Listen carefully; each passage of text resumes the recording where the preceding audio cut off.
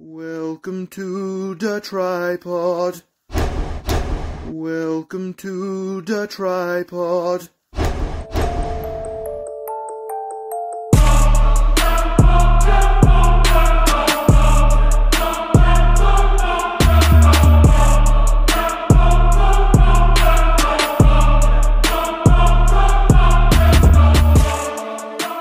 Pretzels, and welcome back to the tripod. Of course, always a special shout out to the podcast that made this all possible, the Still Real After Party podcast with Jake and Zanka. Will be returning soon for their WrestleMania predictions podcast, I believe this week. As for now, it's Wednesday. No, I was kidding. I'm going to ask Father Fitty what we should talk about first. Of course, heads NXT, tails the garbage trash AEW. What say you, Father Fitty? Like I was saying, it's Wednesday night, and you know what that means. The Young Bucks are going to a local medical facility. Ambulances take them away.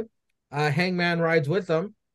Orange Cassidy, Darby, and Sting versus who cares because Sting's winning. But it's Kip, Butcher, and the Blade. Penelope is ringside as well. Sting, no selling, only like he knows how. Then he takes a page out of Orange Cassidy's book, slow rolling away from Kip's top rope attempts. Commercial picture-in-picture. Sting fucking with Kip this whole match doing Orange Cassidy's gimmicks. Darby fighting like a Mountain Dew meth head as per usual. Sting wins the match with the Scorpion Death Drop, and time has officially been killed. Cesar, the kickoff to AEW. Did you even watch this shit? I watched this bullshit. Sort of. It was on. I'll tell you that. But soon as I saw Darby's bitch ass walk out there, and there was a tag matcher, I was like, oh, this cracker's going to show up. And if this cracker shows up, this match doesn't even fucking matter. Doesn't even fucking matter. And what happened? That damn bullshit hit. And them niggas had the damn sand niggasity. Yeah, because I don't know what Tony Khan really is, but he's nothing but a sand nigga to white folks. The damn sand niggasity to put Sting is undefeated in tag matches with Darby Allin. No shit, you country bitch.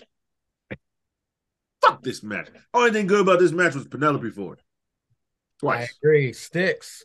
The kickoff to AT-Dub. What'd you think? R.I.P. to Butcher and the Blade. Y'all careers are shit. R.I.P. And Stallion Pete. As always. Yeah, I mean, the very beginning with the Bucks, you had Don Callis basically telling Kenny, it's fine. You know, them like 2 or 3 months, they'll be right back. They'll be right back. You know, so we're getting the whole Don Callis sprinkling in, maybe the dissension of him trying to start pulling Kenny away. Hangman coming back in. He jumps in the back of the ambulance with the one Jackson. Then we go to a trios match, which, like Cesar said, you know, they had OC come out. He's got his O and his C painted on his face. Then you hear Darby's moves like, oh, yep, wow, I know where this is going. And then, yes, you saw the snowfall, the raven, the crow, whatever bird that is on that mountaintop. Sting comes out, and yeah, like Cesar said, you know, they had to put the nameplate out there. 13-0 whenever he tags with Darby. And just like our fellow tripod member here said, well, no shit. That's the one. There's 3 things: death, taxes, and Sting gonna win. Sting gonna win. That's 3 things that happen that are guaranteed in life. And Mox's gonna bleed. And Mox's going 4. Yeah, Moxie's gonna bleed. Yeah, Mox's gonna bleed. I mean, put all that money on Black 21. Sting gonna win. That team's gonna win. Then, like you said, they brought out Kip Sabian, which, hey, Kip getting some TV time, some legit TV time. Got Penelope, Butcher and the Blade, like Cesar said, R.I.P. Nice knowing you. And yeah, the Sting's team won. and Sting got the pin. So yeah, another beautiful way to start off a fantastic Wednesday night on Diner Trash. And he's for sure losing to Orange Cassidy next week. Wait, he's got a Russell Orange Cassidy 1-on-1 for the All Atlantic Championship. It's that. Butcher, Oh my god, Butcher, they give this nigga the belt. I'm not watching this. No, Butcher versus Orange Cassidy next week. That nigga gonna lose twice. That nigga gonna lose in 18 fucking seconds. Where's goddamn best friends? Can I get these assholes as a trio? Hey, more importantly, where the fuck is Scorpio Sky? Where the fuck Scorpio Sky? This nigga dead? Huh? Oh, I guess R.I.P. to him too. R.I.P. Miro. R.I.P. your mama's anus. I was gonna put Scorpio Sky's picture on the milk carton, but the only chocolate. And on the other side, put Miro's. Chocolate milk was the only one who accepted it. Up next, MJF, Darby, Sammy, Jungle Jack video. Still not clear who's facing MJF next, which is fine. Video about the story behind Omega versus Hijo del Vikingo or Vikingo, whatever the fuck they call him. Yeah, I'm glad they did that because I didn't know who the fuck this guy was, but I did by the end of the night. Up next, it's the AEW Tag Team Championships. It's the Guns versus Top Flight. Of course, Top Flight, amazing offense. Kingdom run out to attack Darius. 310 to Yuma on Dante. The Guns win. FTR out on stage. Guns disrespecting them big time. Austin keeps screaming. There's nothing they can offer that'll get them another title match. Uncle Dax offers if they lose, they'll leave AEW. The Guns say deal, then spit in FTR's faces. Good Lord, they need to be crippled for that. Sticks. We got a video package with the pillars. We got a little peek. Well, you probably already know who Hijo del Vikingo is versus Omega, and then the tag team championship match.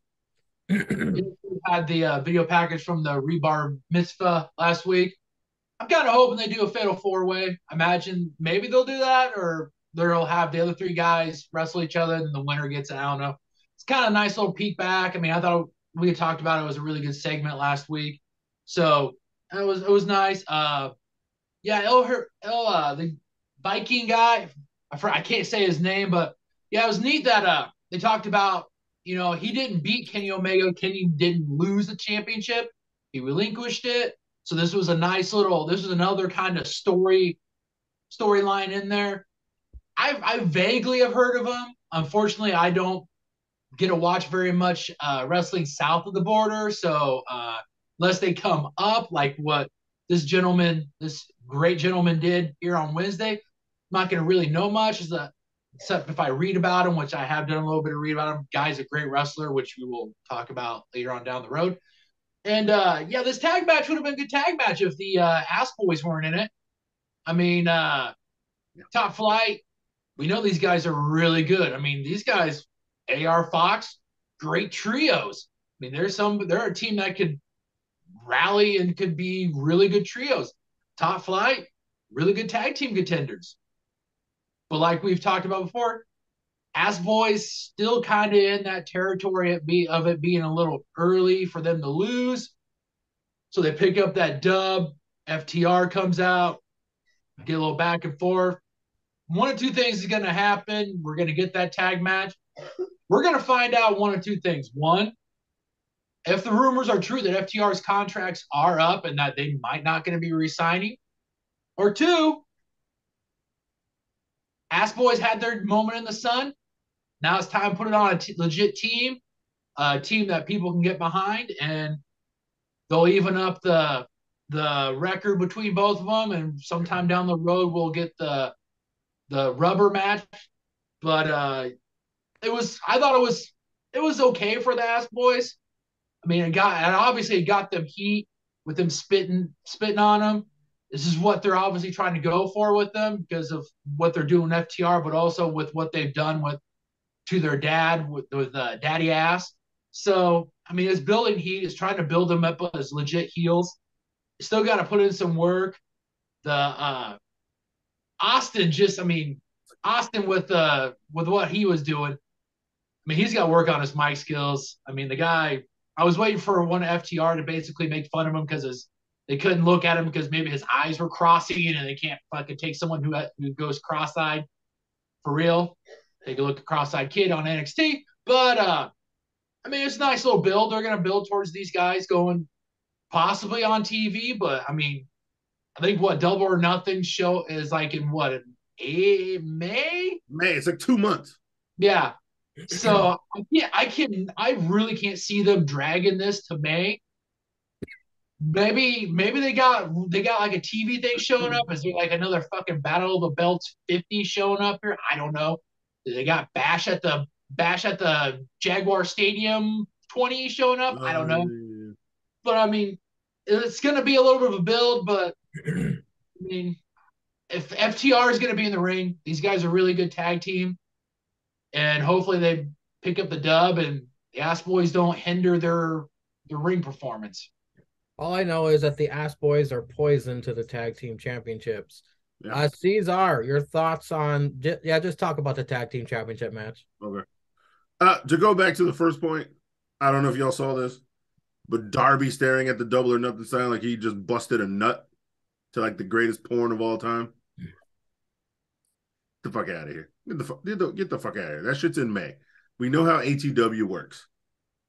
These crackers is going to just dance around each other, and then they're going to build the match. Nice. What up, Kid Kat? They're going to build the match 2 weeks before fucking Double or Nothing. They ain't going to build this shit for the next 6 weeks. These crackers going to be fighting in regular-ass matches. So fuck that promo. Regular-ass matches. They're going to mention it now. Regular-ass matches, nothing to do.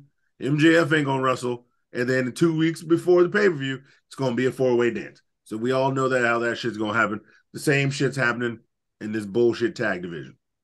Yeah, they wrestling at Double or Trash. Okay, we all know it's going to be Ass Boys versus FTR. Ass Boys, they need to be transitional champions. This shit ain't working. They trash as shit. Tony Khan's a racist because he took it off some niggas. Okay, we all know.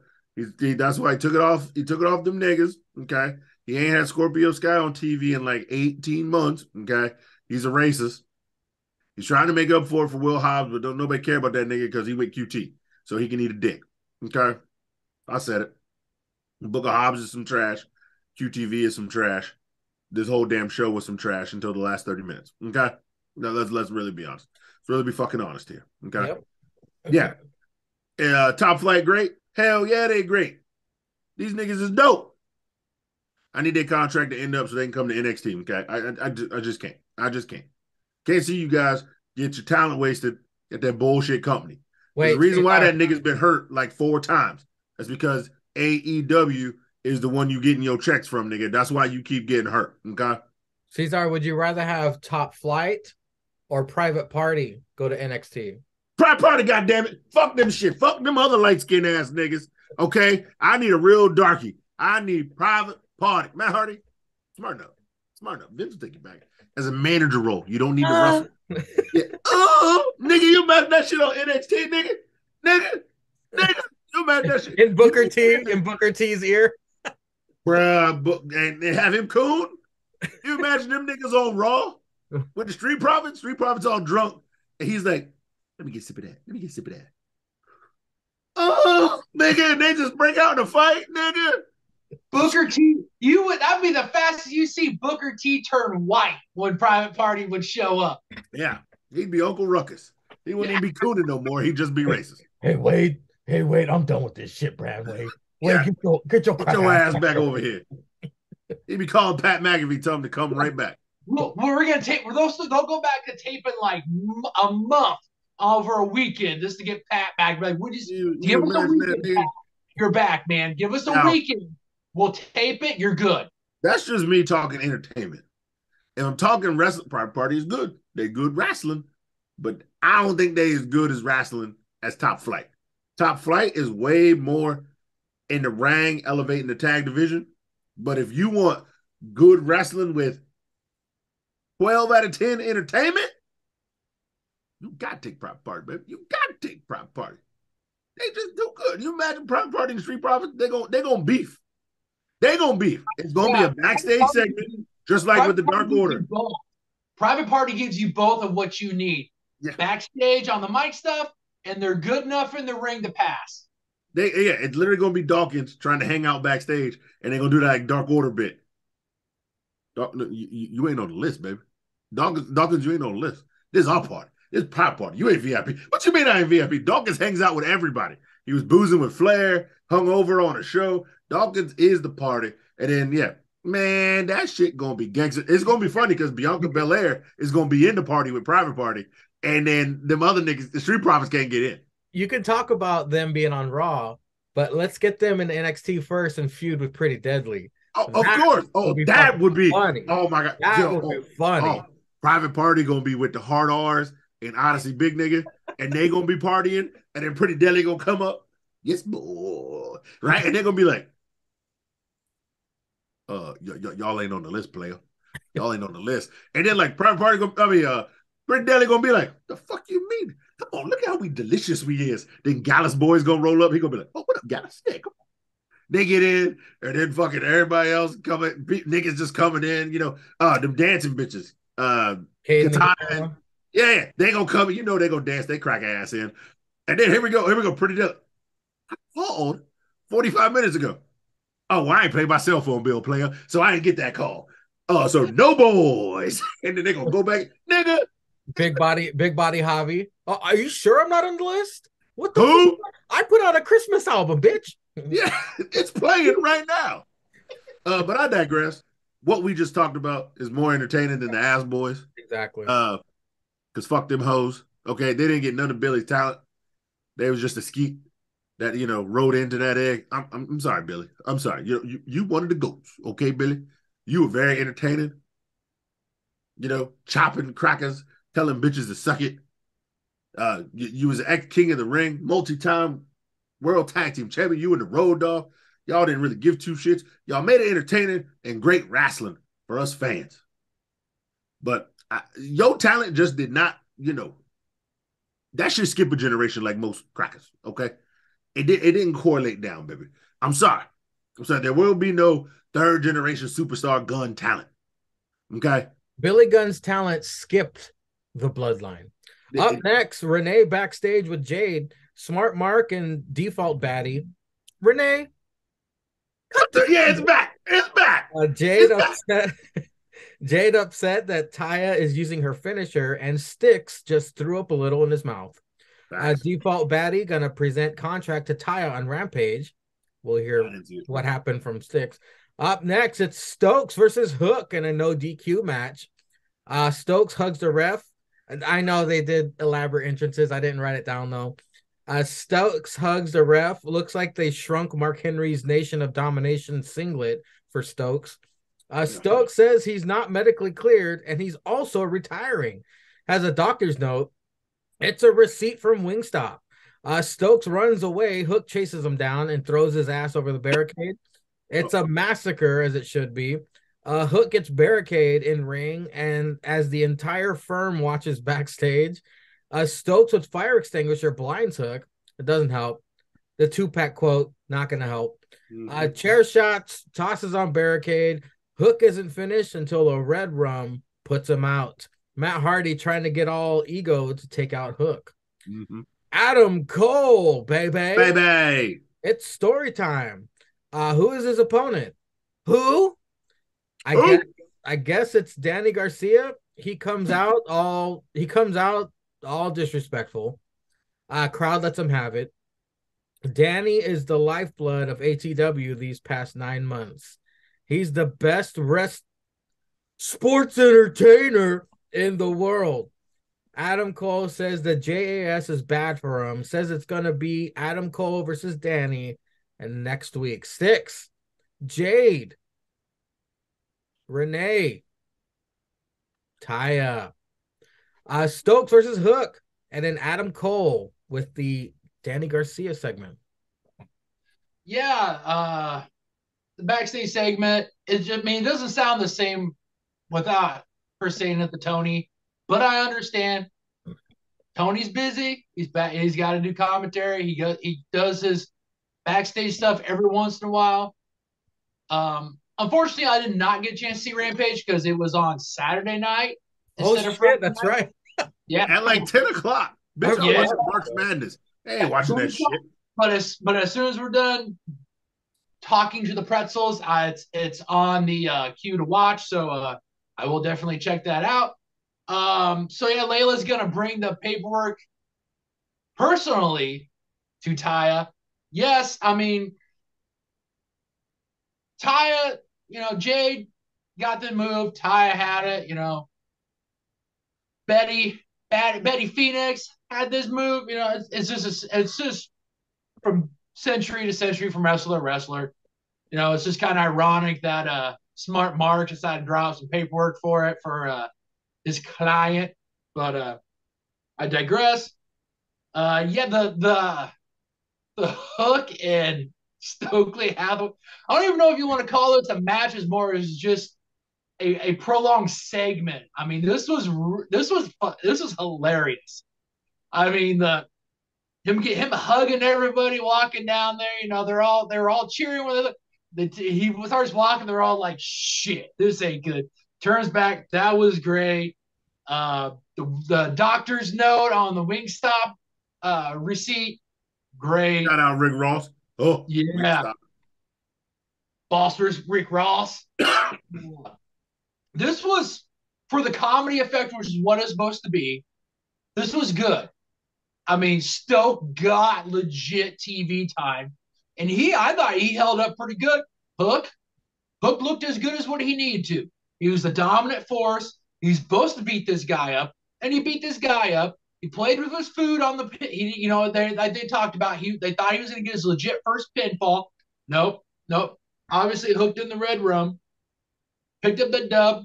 Matt Hardy talking my boy all ego up. All ego knew the same thing I knew as soon as Matt Hardy was talking to him. This ain't no win-win for you, bud. This you ain't picking up no dub on this. There's no way you picking this up. You ain't stopping that Hook freight train. But then Adam Cole and Danny Garcia. This is going to be good for both guys. Danny he talked about it. He's been making waves. He's with Jericho, obviously, for the rub to be able to get TV time. When he's in the ring, he's good in the ring. He came out looking like an extra to Genuine video, but hey, no problems with you. No problems with you. You're a sports entertainer. You're looking the part. And I'm actually looking forward to the match next week. I think this is going to be a good match for both. Danny won't do anything to hurt him. I think Danny's really good in the ring. He takes care of his opponents. And it's not that bad of a guy to have for Adam Cole to have his first match back in the ring for quite a while. So I'm actually looking forward to it. It looks like it's going to be really good. Little last side note to Hook and All Ego. If All Ego was going to be Hook's first loss, I wish it would be for like the TNT title or something better than the FTW title, because that title is garbage. Cesar, what did you think of Renee and Jade backstage? Stokes versus Hook and Adam Cole, baby. Yeah, Jade back to her normal, talking to. Been missing it, man. Been missing it week after week. I don't want to hear Jade unless she tells somebody to cut the shit. Renee don't deserve that. That is definitely a Tony thing. She need to tell Tony to cut the shit. Because Tony's got the great faces after. Tony, yeah. Cut the shit.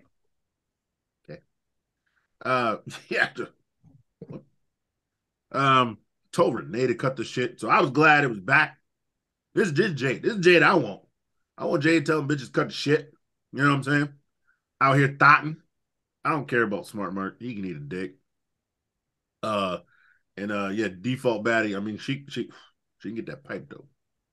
For real. I'd wrestle her. Layla Gray, I think. I don't know what the fuck. I don't need to know what her name is. All I need is 3 shots of Henny in 15 minutes of her time. And it's gonna go from Layla Gray to Layla Black Skeet after. That's you damn right in her soul. What are you gonna do with the other 14 minutes, Cesar? No, Stokes. Tell this bitch that AEW sucks, and I'm a player like the fast version or shorts of this podcast on YouTube. That's what I'm telling. Because I'm definitely skeeting quick. I ain't got time to be working and jerking. I'm gonna tell that bitch, look, here you go. Put this lube on it, touch it twice, bam, hard, and then I'm gonna go, pap, pap, pap, pap, pap. Damn, get off me, bitch. I probably done got you pregnant. And then I'm gonna be like, look here, bitch. When you talk to Tony, show him these clips here. I'm definitely gonna show him why Stang beat two niggas on Martin Luther King Day 2 years ago. That's some bullshit. Okay. I'm gonna show him why MJF sucks on the promos. And I'm gonna show him to shoot CM trash when he shows up, try to be on TV next time. That's what I'm really gonna teach the bitch about. Cesar's gonna cue those up, and she's gonna be like, "We see this shit every week in his office. Why are you showing I'm gonna us be like, this look, shit?" bitch, start to say something. Okay, you say something. No, Cesar's gonna show her this, and she's gonna be like, "Who the fuck is CM Punk? Yeah, I got better things to do." yeah. So that's what I'm gonna do. All right. What was next? Stokes versus Hook. Nigga got his monkey ass whipped. Yeah, you trying to come out there? Yeah, you done stole fat ass Mark Henry's whole singlet and got a tailor bitch to make it a whole bodysuit for your small ass. You know, it's probably still some Mae Young pussy juice on that thing or something. I don't even know. Okay, I don't know why he did that fuck shit. Nigga, he ain't part of the nation. Yeah, the whole damn firm knew he was gonna get his monkey ass whipped. But then out comes, the cold-hearted, handsome devil with bedhead for 85 days. Whooped his monkey ass. No rules. Yeah, threw him on out. Guarantee, what? Props to Stokes. Props to Stokes for eating that guardrail. You know what I'm saying? And then, yeah, nigga got a whole Wingstop receipt. Yeah, nigga, we know you had some chicken. How you gonna get your doctor? How you gonna get a fake doctor to sign a Wingstop receipt? Jesus Christ. Stokes and the entertainment, 12 out of 10. Every goddamn week. Yeah, it gives Hooks another bullshit win. Usually he's on Rampage, choking crackers out. Totally fine. Hook, had a little bit of a sellage with the fire extinguisher and shit. And then now they're having Ego versus Hook, which should be a good match. Let us really know where Hook is, because we know that boy Ego can go. We know he's good as shit in the ring. So I'm excited to see how further along has Hook been, because he's still been training. Still going good. Now he's working on selling and shit. So this should be a good match. But then, yeah, that music hit. And that man came out. And he wanted to have, first, yeah, he had to, he got to get out there. Get that finger ready. Boom. And then tell you crackers who it is. He back. He the only man that can save this shit brand and keep me entertained and watching. He's finally back. You goddamn right. Get your monkey ass in that ring and start whooping cracker ass. Okay? That's what I really need to see. There's a nigga who really need the title. Fuck MJF. Fuck this 4-way match. Goddamn Adam Cole, baby. Out here whooping cracker ass, doing all types of fuckery. This is what I need in these streets. And yeah, I was ready for story time, motherfucker. Tell me some shit. Engale me with your tales, Adam Cole, baby. And him and JH, you got homework, motherfucker. I ain't forget about you. I'm gonna need you to Google, because you probably ain't gonna find this shit just on tape somewhere. But who started Bebe first? Was it Heath? Was it Adam Cole? I need to know, because they both been saying it. Was Adam Cole saying Bebe in ROH? Huh? Was he saying it when he was over in New Japan? Or was that trailer trash Heath saying it? Because that cracker been saying it his whole career. I need to know who invented the Bebe and who's copying. So I'm giving you a whole week. I'm giving you to next week. And we might not even have a show next week. I'm giving you to the next time we have a show. Homework. Up next. Yeah. Whoa. I forgot about the fake Mexican came out. So I almost called INS. And then his bitch ass came out here talking some shit. He about to get his monkey ass whipped. And I'm fine with that. Now up next. Go ahead. Up next, Marvez barges into Omega's dressing room. Don Callis tries to get him refocused because he's worried about his friends. I see a little seed planted in this Don Callis story. Don Callis always been a dick. Mox with the KFC versus Stu Grayson with Dark Order. Match was sloppy. Is Mox drinking again? Token everyone waiting to catch a dude who is jumping off top rope stunt. Stu actually fighting like an actual good wrestler here. Again, though, very sloppy. from Mox. Got the back rake though. Avalanche Death Rider for the win. Yay. They head into crowd as Dark Order check on Stu. Renee with absolute Ricky Stocks. Ask about Juice. Ricky will call him out on Rampage, which none of us saw. Booty Storm versus Sky Blue. Finally, my attention is on the TV. Sky Blue. Excuse me, Sangria. You forgot to say the Butt Meat Cafe is now open between these two ladies. The Butt Meat Buffet. The cafe is where you get some butt juice. The buffet is where you eat it. Sky Blue.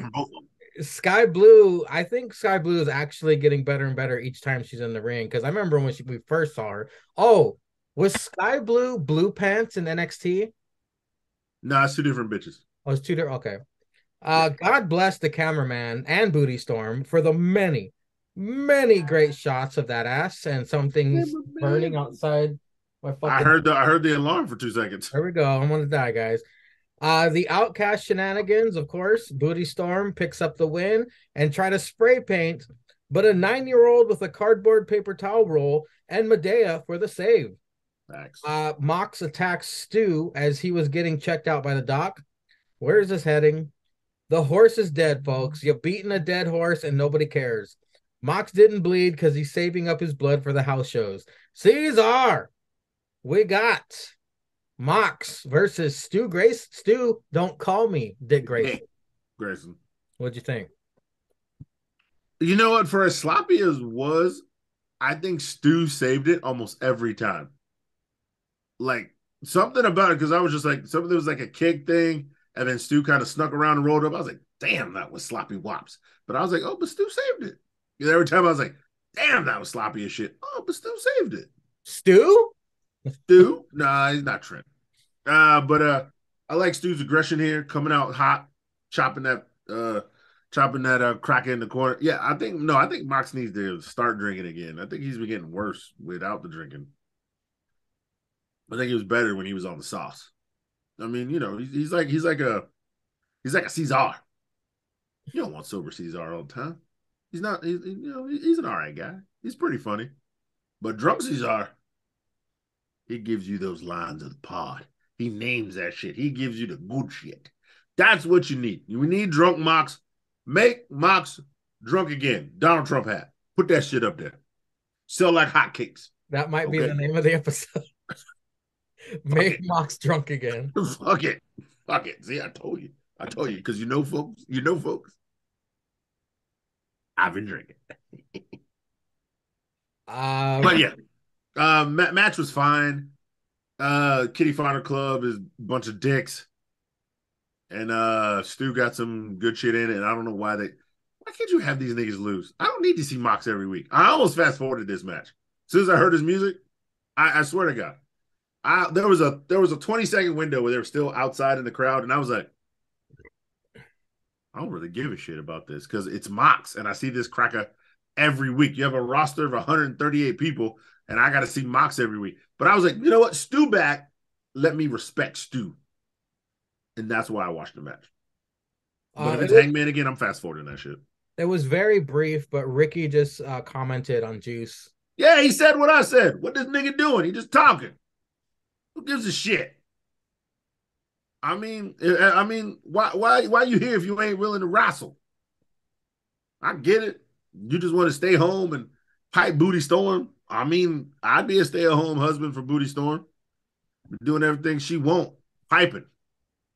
All night, get right. Then they're gonna have that fine specimen of a woman come out next, and I get it.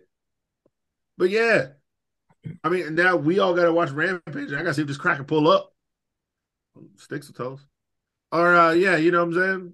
I'm about to Google it. The Sticks about to talk. But yeah, fine. Where this nigga at, man? Start fighting. Is that what you're gonna do? Have a stab each other match at fucking Double or Nothing. Or have a ladder match. First nigga to get the gun can use it. Booty Storm versus Sky Blue. Oh yeah, Butt Meat Buffet was open, baby. Was open with to-go plates. That's how good it was. I don't care about what's that bitch name? I don't care about Paige. and Ruby Soho. Get the fuck out of here. Nobody does. Get the fuck out of here. Okay. The Booty Storm was out there. Them cakes on display. Sky Blue had them cakes on display. Why do they call it the hip attack if she throw her whole ass? You know what they need to call it? The brown eye of the storm. That's what they need to call that move. Or just maybe even the eye of the storm. We all know it's the brown eye. Because she be putting her whole ass in that shit. Let that bitch do that to me. Cesar, that's a little TVMA. I would call it the cheek skeet. Of course, I mean, look, all I'm saying is I will pay an exuberant amount of money to wrestle Toni Storm in a dark match just for the hip attack. Because I swear to God, I'm gonna put my tongue through them shorts she's wearing. And Cesar's like this in the corner. He's in the corner waiting. Yeah, I'm gonna be hurt in the corner like this. Fucked up. I fucked up. As soon as she get close, woo, I'm gonna eat that ass like a starving African during a Super Bowl commercial wearing the loser's t-shirt, nigga. Oh, I'm gonna be eating that ass. Ooh, I'm gonna have her leave. She gonna leave juice. So I'm gonna be like, oh, fat man about to eat, bitch. It's about to be Thanksgiving in this motherfucker. And for only 15 cents a day, you can help feed this African and a that little cracker. Yeah, them 2:30 a.m. commercials. With a piece of put one of them shits off. You better go to picture in picture, nigga, because this is gonna be an ugly sighting in that ring when I'm eating that ass. Ooh, she better not fuck around with the champ. Champ girl, I got the belt for eating ass. Bring your ass to that ring, okay? I'm gonna have you losing juice. You gonna be rolled. Hey, not juice. You gonna be talking about Julius. Yeah, you damn right. It's gonna be another motherfucker over there, Juice Robinson. You better check my dental records. You know what my last name is. You gonna call me Julius Robinson in this bitch because I'm gonna be eating that shit. Have you on the mat, tapping out. Okay. Yeah, that's right. But watch yourself. But watch yourself. Fuck around with me. Well, and then this little tiny segment of Mox attacking Stu. Don't nobody give a shit about these assholes. Okay. Cracker came up there, Stu trying to get his own. First of all, do y'all niggas got no doctor's office? At least NXT got a whole like fake ass doctor's office where niggas be getting stretched out. Nigga, you just sitting on some empty boxes, stereo boxes in the back with arms and three dumbass crackers in black shirts. I got a black polo. Can I be in the back? Because I'm gonna just start stabbing niggas. Hey, what you really don't know is that Stokely, that was a legit doctor's note. That was a legit doctor's note for Stoke. Yeah, what kind of bullshit company you running? This nigga in the back sitting on boom boxes that they got to put stereo equipment in, talking about, look at my shoulder. Yeah, it's right here. No, it's right here. It's right here. And the nigga just gonna pull up and choke your punk ass out, and his little bitch ass friends gonna stomp you out. Where's the office, nigga? That was just in the back of the damn shit. You mean tell me that whole stadium, which probably holds a professional team or even non-professional team, doesn't have a trainer's office that they can film that shit in? They're like, look, we're just gonna give you all the locker rooms, and the arena. Y'all can't use our trainer rooms. Don't film in there. Nigga, I'm trying to sell this nigga being hurt. Okay? And we just gonna be in the back on stereo equipment. Nigga sitting on a rolly box that ain't even locked down because the box moving and shit. You can put locks on those boxes. I've seen them. I've moved them. There's locks so they don't go anywhere. And then some cracker who didn't bleed chokes you out. The box flies 8 feet out the frame, and niggas dropping that dry ass prime, dirty ass juice, and then fucking the ice that a nigga had on his arm. Man, get the fuck out of here with this bullshit. We got Mox versus Stu. Don't call me Dick Grayson. Yeah, this was like Cesar said. If you look at Mox's matches like this, even for like last couple of months, I mean, they have gotten worse than sloppy. And like he said, thank God Stu was there because Stu would basically kind of reset where they need to be and go forward. So, I mean, thank God for Stu for him being in that. I mean, like Cesar said, it was a good thing. It was nice to see Stu back on TV. You know, this whole thing with the KFC and them messing around with two different factions. I mean, I know the one thing they got in common is Hangman, and we're going to get a best of 20 series between Mox and Hangman. I mean, we got to be done with this. I mean, this match was good for Stu. It got him TV time, but I mean, you could put Mox on backstage stuff and still get him on TV. So I mean, the match was okay. I know none of us have seen Rampage, but quick thoughts on Ricky and Juice? Yeah, like it's been said. I mean, even Ricky said it. He's like, I can come back from vacation to come here on Wednesdays and talk about this guy who hasn't done anything.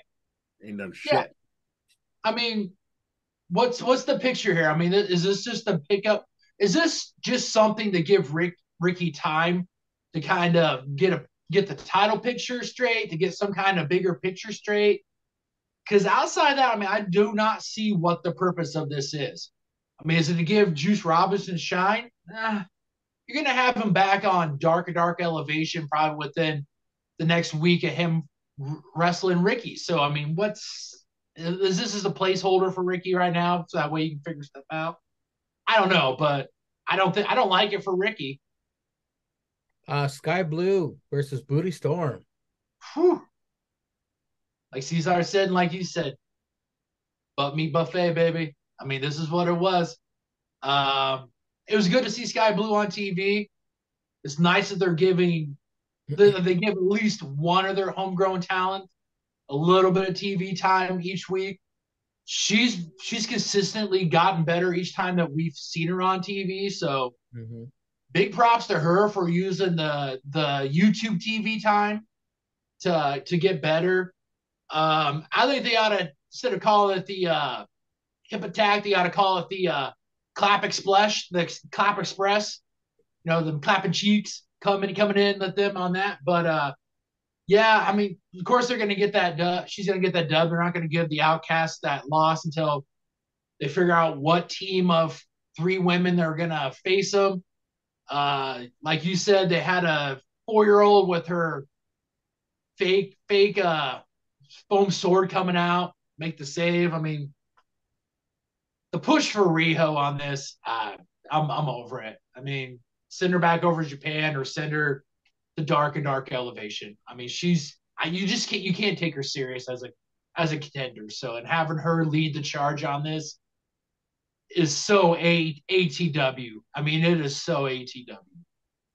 They really should have had Britt Baker be the first ever ATW women's champ. The Doctor. Styx, not to beat a dead horse, even though they did it. Stu was attacked by Moxley backstage. Like Cesar said, a lot of these places actually have a doctor's lounge or doctor's area. Till you know that it's ATW and it's Tony's Coke Lounge. So that's why they can't. That's what the doctor's lounge, the training area, is Tony's Coke Lounge. So let's just be honest. That's why they got to look at them back in the back bowels of that arena where they have the equipment that are on wheels. And like Cesar said, you couldn't put the brakes on this thing. I mean, this guy, they're trying to figure out if it's his shoulder, if it's his biceps, if it's his triceps, if it's his fucking pinky. They're trying to figure out what's wrong with him. I think if I remember right, I think Mox, when he kind of like tapped him on the shoulder and said some stupid line of like, hey, it's just business. And then they start attacking him. I don't know. I mean, this is just, it's getting old. Mox should have been on vacation. You put Claudio and Wheeler on Ring of Honor TV. You've got enough people on your roster to fill out TV time. You could have Dark Order feud with any other faction, any other group of people. But this, you're recycling. And this, unfortunately for the wrestling environment, this recycling isn't good. It's not good for it. So this is getting old, and the time on this is just expired. I mean, this time of death has been a long time ago. Quit weekend at Bernie's at the storyline and move on. Let's just move on. Exactly. And we're moving on to the main event. The second segment that was worth watching this week, because there was only 2, Stokes and this main event. It is, I'm just calling him El Hijo. Hijo versus Kenny Omega. Kenny is a winner at life. Great intro by the Dapper Yapper. There is a lot more behind that, but South Carolina. North Carolina. North Carolina. Jesus fucking Christ. Jesus fucking great intro. Even though Omega is for sure winning this, this Eho is fucking incredible. Genuinely surprised at this kid, looking like he in the Water Clan from Avatar. This was a main event worthy highlight reel. So many fucking spots. I'm not gonna name them all. They gave this plenty of time. Jesus Christ, top rope Hurricane Rana spiked Omega's head directly on the mat. A fucking poison Rana. Kenny gonna forget his name after this. Facts. Holy fuck fest. 6:30 out of the ring, putting Kenny through the table. He almost died. Outside, which by the way, they've had plenty of clips on Twitter and they played it in slow motion. And the dude's head did hit the apron. His just like a little bit. Head yeah. hit the fucking apron. I'm like, if he would have hit it anymore, he could have died. His brain would have just flew out of his head. This is definitely going to be on the intro to Dynamite next week because they need all the highlight reels they can get. Lots of false finishes. After missing a 630, V-Trigger and a one-winged angel, Omega for the win. Here comes KFC attacking Kenny. The ambulance return. Hangman armed and headed to ring. KFC scram. Don Callis fakes being attacked by Hangman. Kenny is upset. The fuck, Don? What the fuck, Don? Yeah, fuck Don. Fuck Don. What? Planting them seeds of fuck shit aplenty. Sticks, the main event. Well, shit. Of 18. Did you hear that? Nah. Of 18. Somebody get shot? It was. Man, Greer out in the hood. Go ahead, Sticks. Go ahead. Nah, somebody get shot? Tell us what happened. Look out the window, nigga. Around you right now? Is this the look out the window? Who got shot? On the series finale of the tripod. No. Yeah. Sticks, the main event of ATW. Is it sister dog meme that you're inside there and everything's burning and falling around you? You're like, I'm fine, everything's fine, keep going, Sticks. We gotta finish the tripod. Is it Mrs. Rodriguez? Who got shot, man? She make the best tamales on that side of the Mississippi. She's chasing don't tell me. She's chasing down a dude with a fucking tortilla roller. Well, yeah, he gonna get fucked up. I got all faith in Sister Rodriguez. She do work. She's got chocolate chucks. That the nigga, I know. I ain't got no problems with her. Shit. But if she gets shot, I'm coming out there, Sangria. I'm getting on the plane tomorrow. Sister Rodriguez gets shot. I'm burning that whole neighborhood down. She can survive. She's like Tupac. She been shot 9 times. She been shot like 3 times. Sticks, go ahead. She an OG soldier. Main event. So I got a question. If she comes on behind you and shoots somebody, does this count for Cesar? Like he never has to watch wrestling anymore. He's just no, because she shot somebody in the streets and that's regular. She didn't shoot somebody in the ring. On the next episode of Dynamite. No. I think we can go ahead and timestamp this. This should be up for probably match of the year for AEW. I mean, this is gonna be. No, yeah, this is it. I'm just calling it. This is it. I mean, I know we're in March, but I mean, I guess we still got Forbidden Door 2 coming up. But I mean, this was, child. This was good. I mean, this was good. I mean, you put that double capital T's. Go say it, Sticks. Say what it was, though. Come on, say what it was. I'm gonna let you have it this week. Say what it was. This was 7-star in the Tokyo Dome. No. You know the phrase we like to use. Go on, say what it was. I'm gonna let you say it. This beer cheese? No, this is free money. You goddamn right.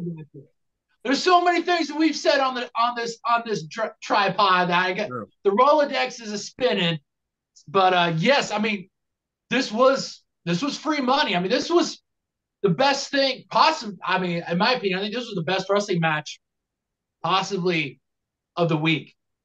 I mean, this was really good. I mean, you showed like we had talked about before, you had the storylines. This guy had been well over, I think, 400 days as AAA champion. He became AAA champion because Kenny Omega dropped it.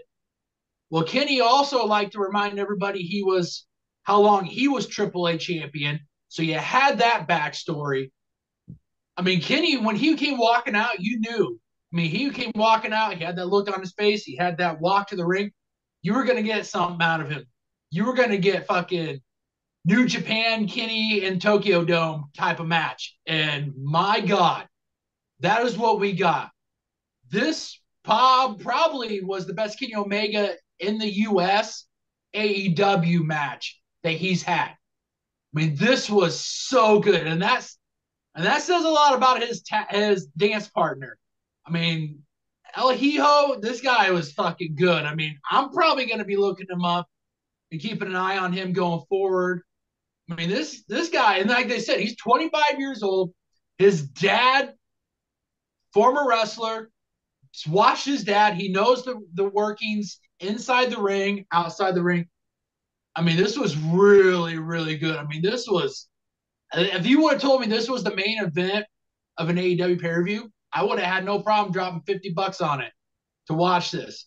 And if this was the only good match on it, I still would have. Got your money's worth. You got your money's worth.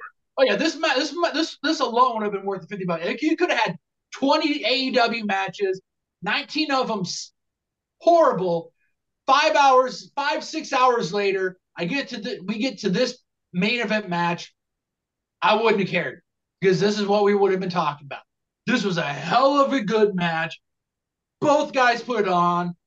We saw Kenny Omega. We saw the Kenny Omega. This guy went toe to toe with him. Even though you knew Kenny wasn't going to lose, he still put on a hell of a match to make you kind of maybe every once in a while have that little bit of doubt creep in. Maybe not. But I mean, this was a hell of a way to have them end it instead of starting the show like this. Like, you could have had this bullshit.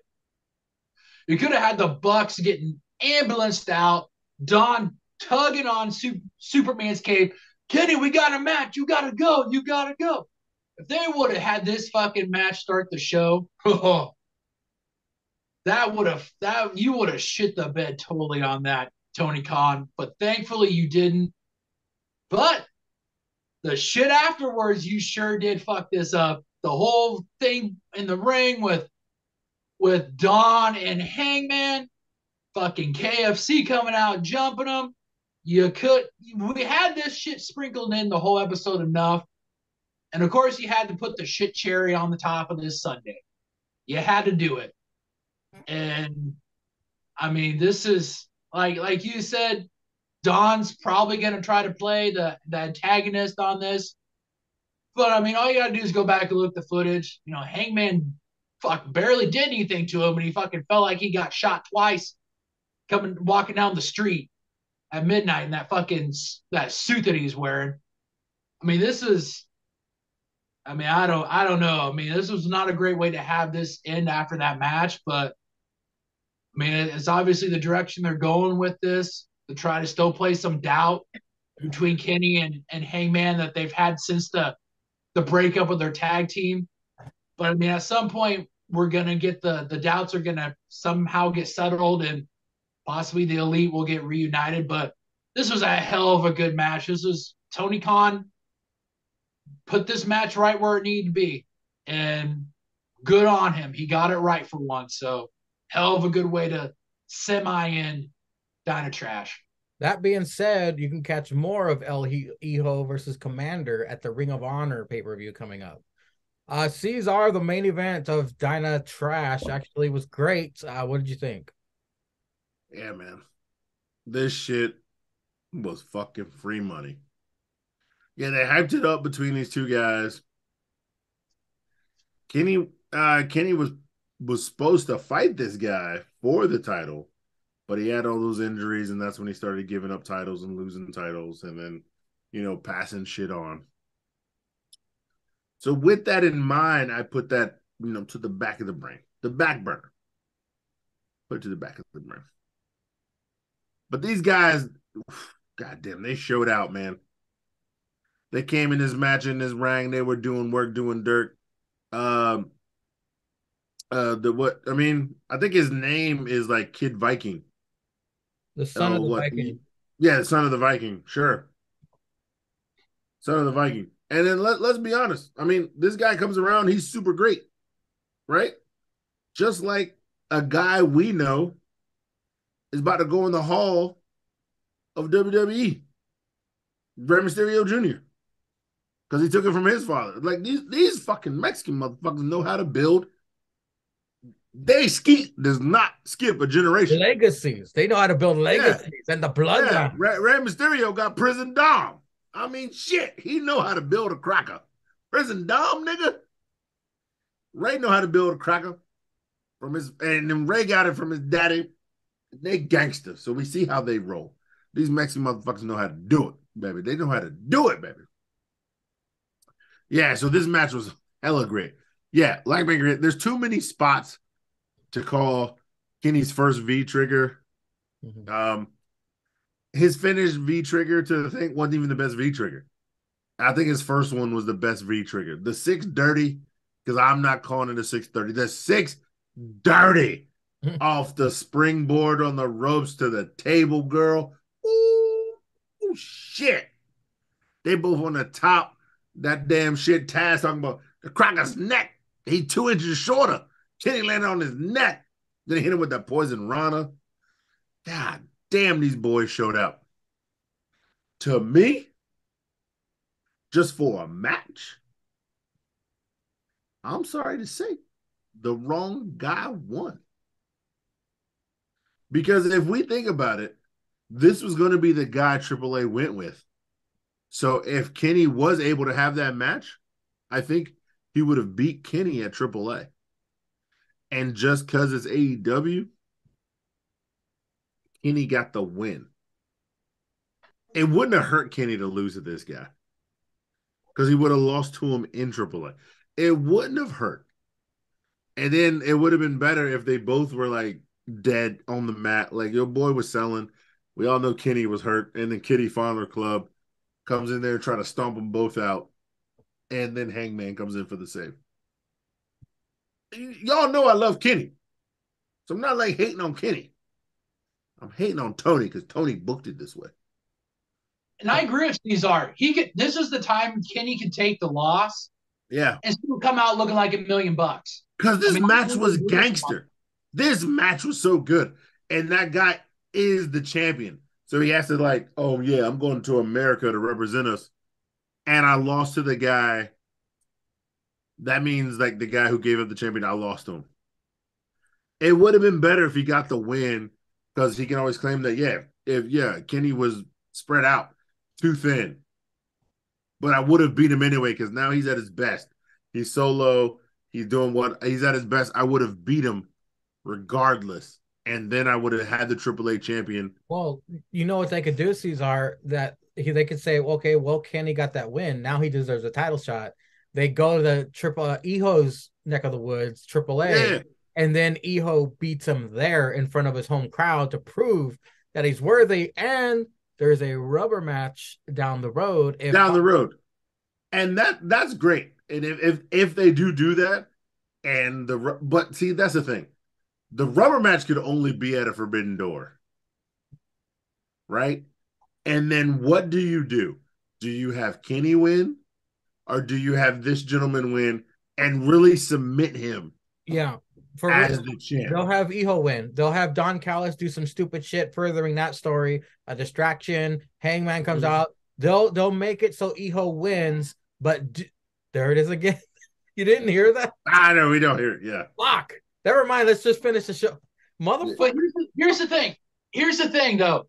They could still do that, and Kenny could lose because he's New Japan US champion. So if Kenny can do it, you could have him wrestle twice in one night. Have him face the AAA. Have him face El Hijo the second match. And then you still kind of have if you want to do it as like this is like the second match in their trios, you could have Kenny still have him be able to come out, lose, or have him lose and be like, yeah, I had to wrestle twice in that night. I had to defend my U.S. championship, and then I lost this. So I'm coming down to Mexico. Now I'm going to whoop your ass and then have him. But I would say he's got to lose in Mexico first. Like lose in Mexico, and then it'd be a real challenge for him coming back to America because the first match he lost in America. Kenny comes down, Kenny loses. Have him come to Forbidden Door to beat Kenny. All right, but Kenny, you're the only man in 437 days to pin me. And then like Kenny comes down, he has to beat him. And then like, yeah, him come back. But I digress. It was a great match, dude. It was this was free money. This deserving to be the main event. This was a damn classic barn burner, whatever the fuck you want to call that shit. So good. And then yeah, the story afterwards, Hangman comes back. I didn't know it was a piece of wood. I thought he had a piece of fucking metal or something. This cracker got nails and a piece of wood. You stole the ambulance. What, did you stop by some nigga's farm on the way to pull that shit out? And then you got nails and a piece of wood. And you in the ring, Don Callis pulling on you, being a whole fuck boy. So Kenny don't trust you. Totally fine. All right, you want to stretch this story out? Sure, do work, do work. But Hangman just wants to beat on Kitty Fowler Club. Kitty Fowler Club, I guess, is the new JAS. I guess because this is what JAS used to do, but now they're too deep, so they just don't beat up on people anymore. They're just Nobody dicks. cares. Nobody cares. Nobody cares about them. Nobody cares about him except Bretsky because he works for two of those assholes. And then like big ups to Bretsky. R.I.P. I don't know where the fuck that kid is. Yeah. But yeah, I guess this is what it is. And that's all it's going to be. I was thinking that too. Yeah, whatever. Yeah. All right, well, let's close out this bullshit talk. We'll be right back with some more wrestling talk. Oh, it's time for the drip pact of the week. We own the night, not trying to get a copyright violation here now. We getting Styx's drip pact of the week. Well, pretzels, this week we actually got a double dose of Impact because not only did we have Thursday night Impact, but we had an Impact Plus premium live event, Sacrifice. Let's talk a little bit about Thursday. Thursday, well, we found out that Taya Valkyrie is not possibly in the Impact Wrestling realm anymore. Her and Jessica Havoc comes across this casket, opens the door. Taya grabs her, basically says, "What are you doing? Don't be looking at that." As they're bantering back and forth, you see this hand coming out of the casket, grabs Taya Valkyrie, pulls her in. You see this light. Jessica runs off, and Taya Valkyrie is gone. Now, let's go ahead and talk about Friday night. Now, Friday kicks off with kind of some unfortunate news. We find out that two of the main champions aren't going to be competing on Sacrifice and are actually going to be out for a little bit.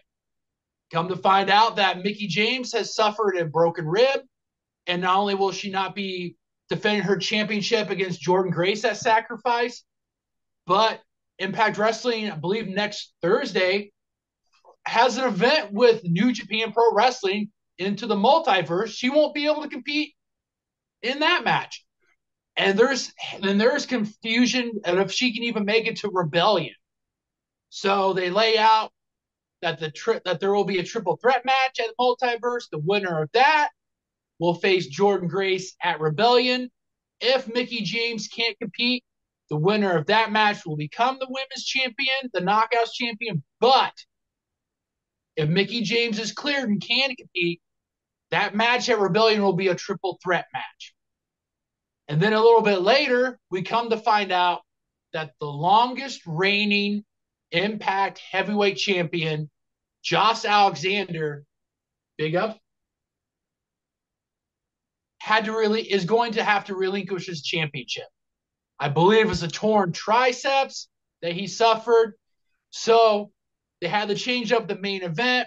Instead of Josh, Frankie, and Rich, now it's Steve Macklin, Frankie, and Rich. And then the main event at Rebellion for the Impact Heavyweight Championship will be Steve Macklin versus Kushida, who Josh was supposed to face at Into the Multiverse. So kind of some bad news that we had to start off the Friday night premium live event. But unfortunately, these things do happen. So the promotion has to move on. All in all, Sacrifice was a really good show. You had the Bullet Club, Ace and Bay against TMDK. That was a good match. But the match I thought was match of the night was what was the opener. We had the second match between Speedball Mike Bailey and Jonathan Gresham. And these guys showed up and showed out. Speedball picked up the dub, evening the matchup between those two, which, to tell you the truth, the rubber match, I'm not going to have a problem with that because both these guys can go. That was a hell of an opener. We had of course, in the main event, Time Machine ended up winning.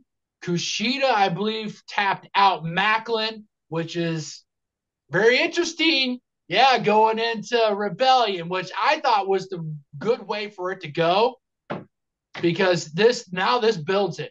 Like, this is a perfect way. I mean, you got a shitty way for this to get to this, but you actually spun this into something good.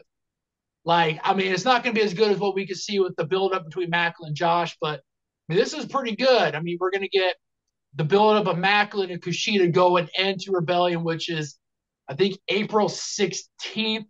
So we got about a month of that. So, but Impact, I thought, for the bad news that they got, knocked it out of the park. Oh, and we had a returning knockout. Tasha Steelz returned. Deonna Purrazzo was facing Giselle Shaw. She ended up picking up the dub. Giselle has Jay Vidal and the Cannibal, Savannah Evans, who used to be with Tasha Steelz. They ended up attacking Deonna after the match. And then you heard Tasha's music. She came out. She threw the swerve. She thought she was going to get back with Savannah. She ends up attacking her, ends up clearing the ring. So that was another thing that we saw. And a tripod favorite, a man who has opened the tripod for, I believe, what, three weeks now? Has been the opener for this fine podcast. And counting. Yes. Man, Greg, would you hit me with the beautiful vocals? Say his name and he'll appear. I believe in Joe Henry.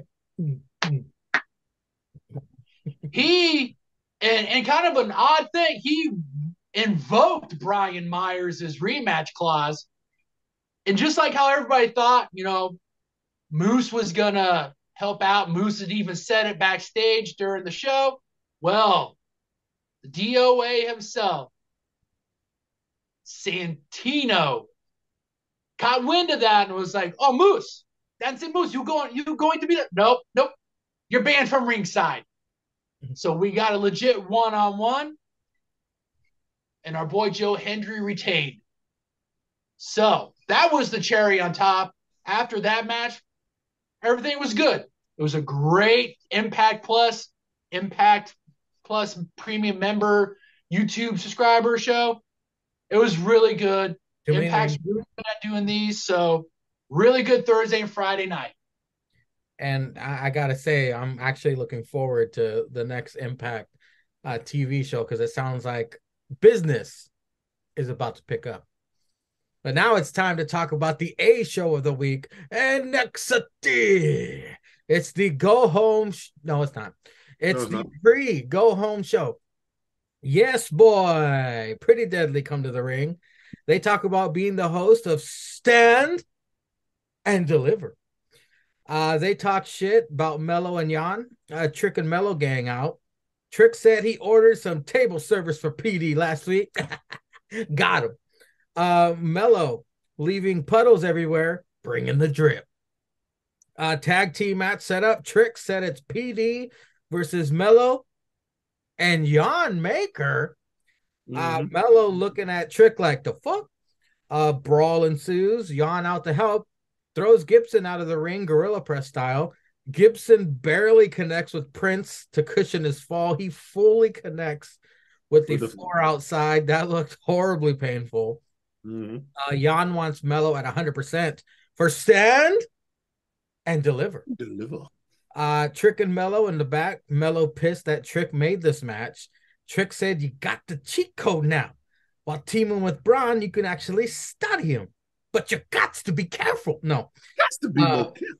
Roxanne tweets her gratitude. No one cares. Indy Hartwell versus. Oh, God. Here we go. Tiffany Stratton. Book's a fan of Tiffany. Great ass shots of Tiffany in this. Honorable mention to Indy's ass as well. Tiffany yanks Indy off apron to outside, and Indy hit her head on the edge of the apron. That looked gnarly as fuck. Poor Indy. This match was 80% Tiffany. Tiffany finishes off Indy. Tiffany has stamped her ticket to stand and deliver. That's great for Tiffany. God, Indy is long overdue for a call up to the main roster. I'm tired of seeing her lose, but I digress. But when she gets called up, we're just gonna see her lose for a while until she gets. Hey, at least the way will be reunited. But I digress. Cesar, yes, boy, Pretty Deadly, and Jan and Trick and Mellow Gang, and then Indy versus. So anyway, so what happens was Pretty Deadly comes out, right? Yeah, yes, boys, and they talk about how they're. Yeah, I'm not letting that cracker say that shit. So yeah, they come out, yes, boys, and they come out to the ring, and they come out doing, talking about stand and deliver, as they should, as being the host. And they were talking shit about Jan, but who cares?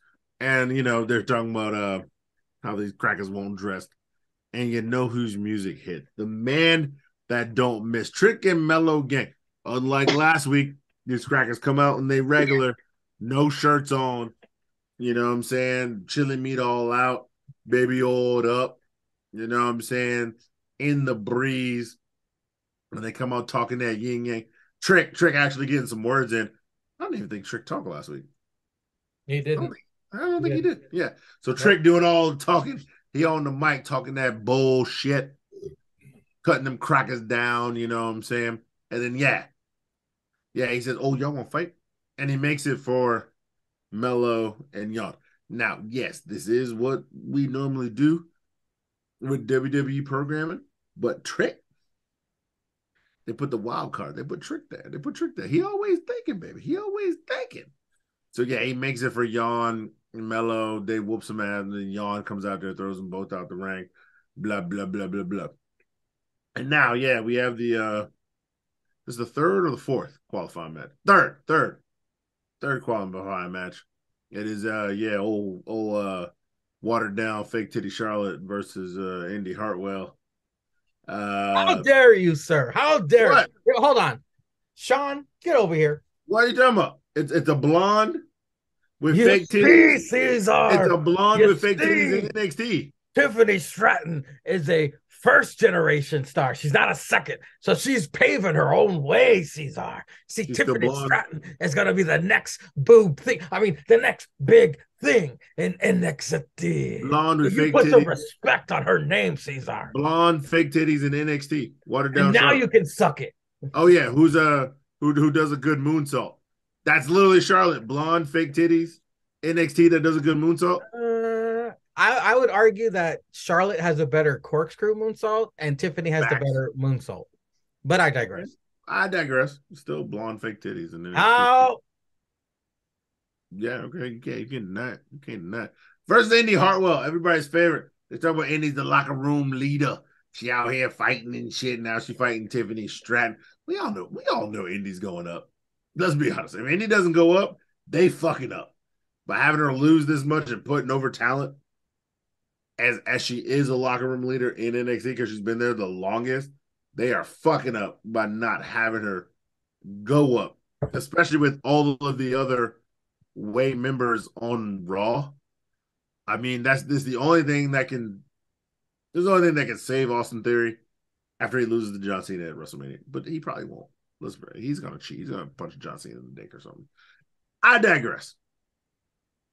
This is a pretty good match. There's a lot of back and forth. There was a lot of good hits here and there, especially with the boots and shit. I was like, oh damn, she really kicking that bitch. I was like, oh damn, she hitting that bitch.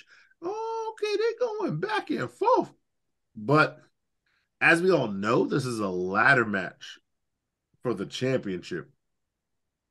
Is Tiffany Stratton really gonna eat this ladder, Mangria? Is she gonna eat this ladder? Because if she eats this ladder, she might pop a titty like Charlotte did in the match one time, and then she out for like 6 months. Like, let's really be honest. Who's really gonna be eating this ladder? Because if you put a ladder match in the ring, you gotta represent. We'll talk about her later, maybe. But JC ain't really got no titties. She got a fat old ass, so she can like senton on a ladder. Sure. Zoe Leatherface. Zoe's gonna take the most damage because her face can. It looks like her face can take it, already. or she's gonna be slamming bitches on the ladder because she's probably the strongest out of any bitch in this match. Tiffany can't really afford to be eating ladder like that.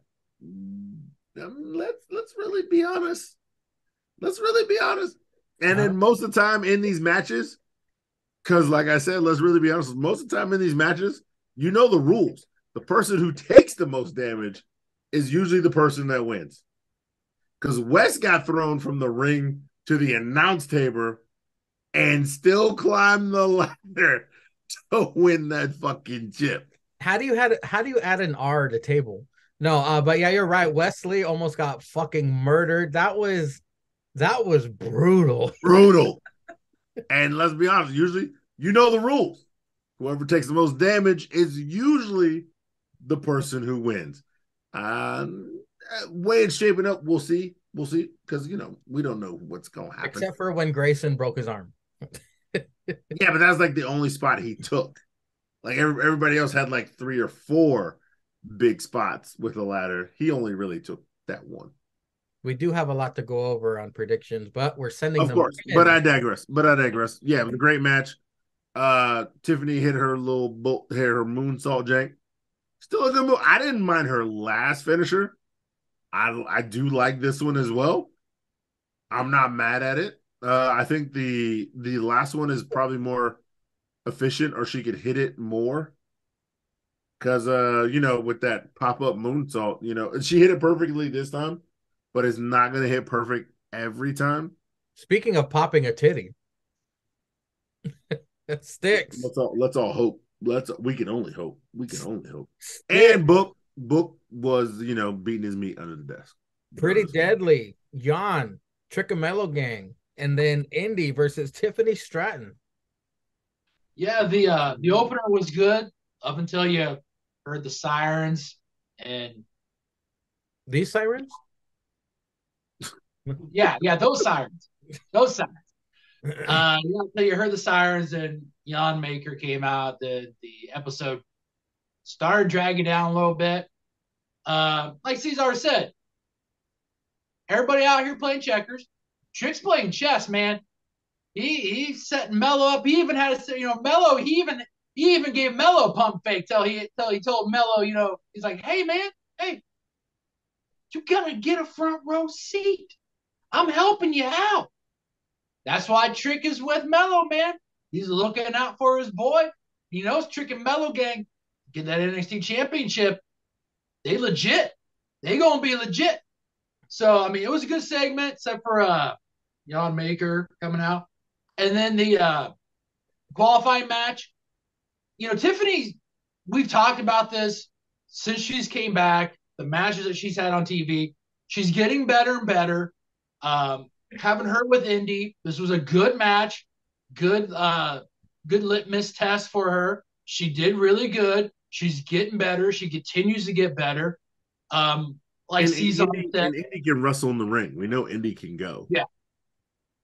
And like Cesar said, I mean, that pop-up moonsault, I worry that one of these days you're going to get a wet rope or something like that, and something bad's going to happen. Hopefully, it doesn't. I mean, it is a good move. Her first finisher was good. I don't see, like Cesar said, I don't see why you get away from that. But I mean, obviously, Was it the corkscrew Vader bomb?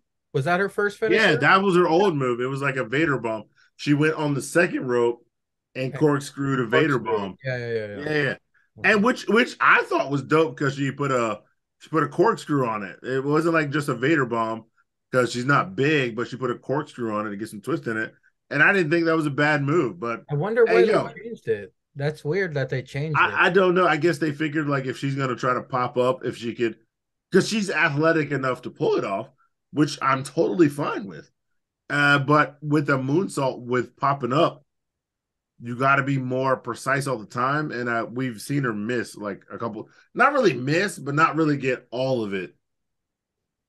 Well, it's even like this episode, she kind of just, I don't know if you want to like just splatted it, but I mean, she hit it kind of flat like before. I mean, I think Indy kind of had to move a little bit closer to get there. I mean, that, and obviously that's on the camera. I mean, you kind of paint it out so that way you allow the opponent to do that. Because we know how WWE's going. You're not going to see that on WWE because they're going to keep the focus on her till the last minute. So if Indy had to move, you're not looking at Indy. You're looking at Tiffany in the air flipping. It's not going to be that side profile until like she's like super close to slamming down. You know what? I bet you if Tiffany does fight Roxy and it's like a serious match, like Tiffany will hit that triple hop moonsault and Roxy will kick out, and then Tiffany will try her ultimate finisher would be the corkscrew Vader bomb. Yeah. And Roxy will move out of the way. Yeah, or to be the other way around. She'll probably try to do the corkscrew first after like applying a lot of pressure. Hit the corkscrew, try to get the win, and then go for the moonsault, the big finisher. Both ways. And then Roxy will move. She hits Matt, pops up, pop rocks. Yeah. Sorry, Sticks. Go for it. No. I was just saying with her old finisher, there's the degree of difficulty with the environment that you can't control is less than what she's got now. Like, I mean, there's so much. I mean, how many times have we seen it, especially when you're all elite, that you try to have when you have a finisher like that and you fucking botch it, and then you're ruined. I mean, you are ruined. And but if you go on Twitter, acknowledge me. Yeah. Because that man will catch you. That man will catch you. You're going to be the first clip on Women's Wednesday for that. I mean, that's going to – but, I mean, it's a good move, but it's just – there's so much that can go wrong with it, especially if they do outside events. I mean, even just like depending on how far you go in a match card. Like they do throw people into the corners. They grab the corner ropes, all that stuff. I mean, they don't go out there and they don't wipe that shit down after every match. So, I mean, it can happen, but. Or if you're even during a match and the match is over 5 minutes and you're outside, the ropes could sweat, depending on how hot it is and the humidity. I digress. I mean, we knew she was probably going to win. So it's a good feather in her cap going forward. And depending on what happens, I mean, I think she's got to be a favorite, if not the favorite, going into that match, depending on how the rest of it shakes out for contestants. But I mean, it was a good match. We got C's Al Roker over here telling us about the weather. Up next, Gallus back at the bar. The Creed show up. Time to drink and play pool. And Julius will have tap water, please. Darts as well. They tie it up. Tiebreaker at Stand and Deliver for the tag belts, perhaps. Tony D and Stacks waiting outside. They want to talk Stand and Deliver business as well. Triple threat. Perhaps Kinsey interviews Gigi about Stand and Deliver. Tiffany interrupts. Tells Gigi she's screwed now that she's in the match. Tiffany Epiphany. She's going to climb the ladder. Toodles. Wesley in the ring. Explains the open challenge. He's going to give opportunity to people like he received. He's got a chip on his shoulder. Dragon Lee interrupts politely. He loves the chaos. He wants in on the stand and deliver match. West gives him a spot. Here comes Humongous. Talks down to West. Gives Lee a break because he's new. Dragunov out. This is the free money match of the week. Of course, this was on Tuesday before Wednesday. No, but you are not wrong. Yeah, it was Before good. Wednesday, this good. was the free money match. But now in 6 days, this will probably be the free money match. Indy's pissed that she lost. Zoe rubbing salt in the sniz. Fallon confronts Kiana about Sebastian. That bitch busted. Fallon gonna drop the dime on her because Jensen is her family. Sticks. We have Gallus at the bar, the Creeds, and Tony D and Stacks. Yeah, show Gallus at the bar again, obviously, celebrating the dub that they got from the Yes Boys last week. And the two All-Americans show up. And you're like, what the hell? And the half of it went halfway what I thought it was going to. Brutus will drink what those Gallus boys are drinking, and the other brother, like tap water. Can you imagine a Julius drinking water? What? That nigga soft. That nigga soft. Those boys tear it up. They even they start with pool. They obviously get the table ran on them, and then the Creed Bros are more dark guys, so they run it on them, make the agreement. They're gonna even the score at a stand deliver. They show up. The Don and the underboss are staying out there. They say, hey, let's go back in. Let's do some talking. They end up closing the bar down and reopening it up the next morning, from what it looked like. So they're gonna make it a triple threat, which I'm not mad at it. I mean, all three teams are going to be good, so not a bad segment. Kind of, it was funny.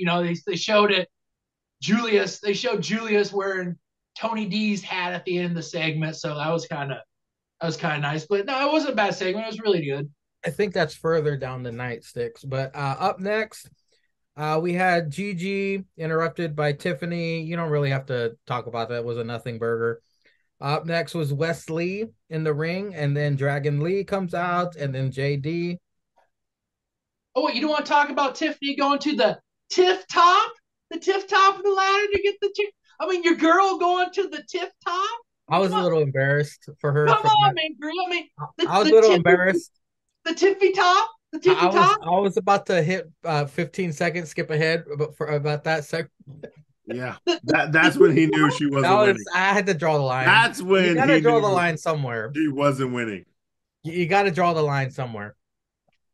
Yeah, we get Gigi talking about how she's been through a lot physically and emotionally, and how that's forged her and gotten her prepared for this ladder match at Stand Deliver, and Ingria's girl showing up talking that everybody's screwed and Gigi's screwed because she's gonna make it to the tip top to get that championship. So yeah, not bad for her. And Wesley, Tom can come out, tell us the participants. Glad they're gonna have Dragon Lee on Stand and Deliver, especially in this ladder match. I mean, even if he doesn't win, he's still gonna put on a performance. It's gonna be the building, the start of his climb in NXT.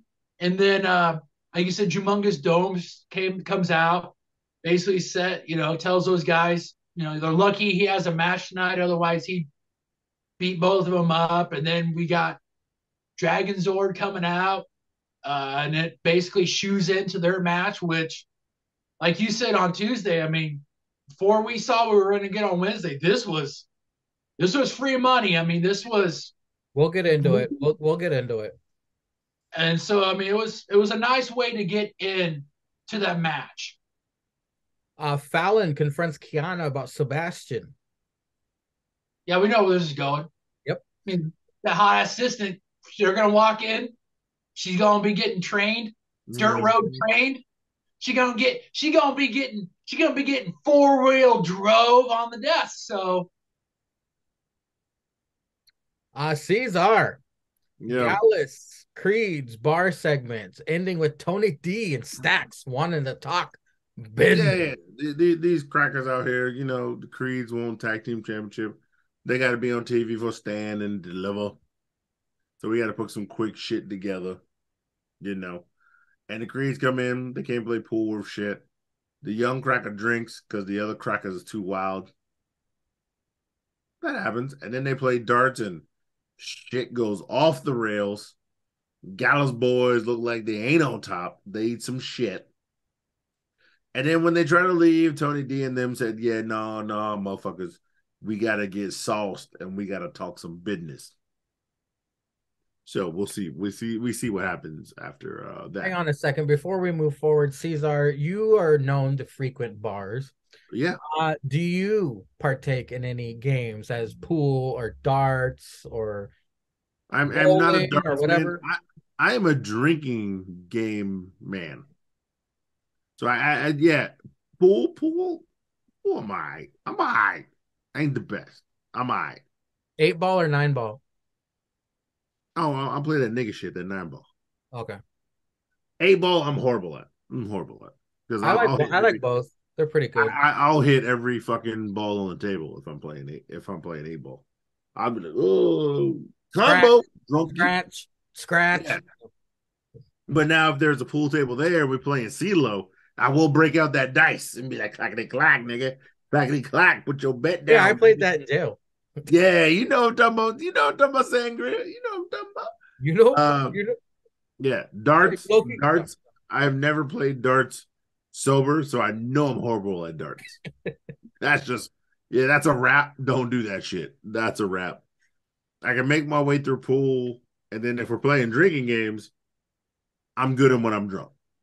I'm just that guy. I'm good when I'm drunk. Texas Hold'em? Oh no, I love playing some poker, girl. I'll play some poker all night, drunk or sober.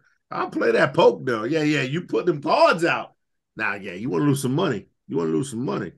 Well, I played a lot of Texas Hold'em. I played a lot of Texas Hold'em in jail too. We played for plates. You play for lunch, dinner, and breakfast. Soup. You play for soup? Yeah. So we played for lunch, breakfast, and dinner. Texas Hold'em, you got a few amount of chips, and then when you rolled out, you had to be like, you had to bet lunches and shit. It was funny because I won a lot the day before I got out. I thought I was going to get out on a Friday, but I was getting out on that Saturday, and I won a lot that Friday. And then like we had breakfast that morning, and I was getting out at 11, but breakfast at like 7 or something, and I gave it away. 5 for it was like 5 or 6, yeah.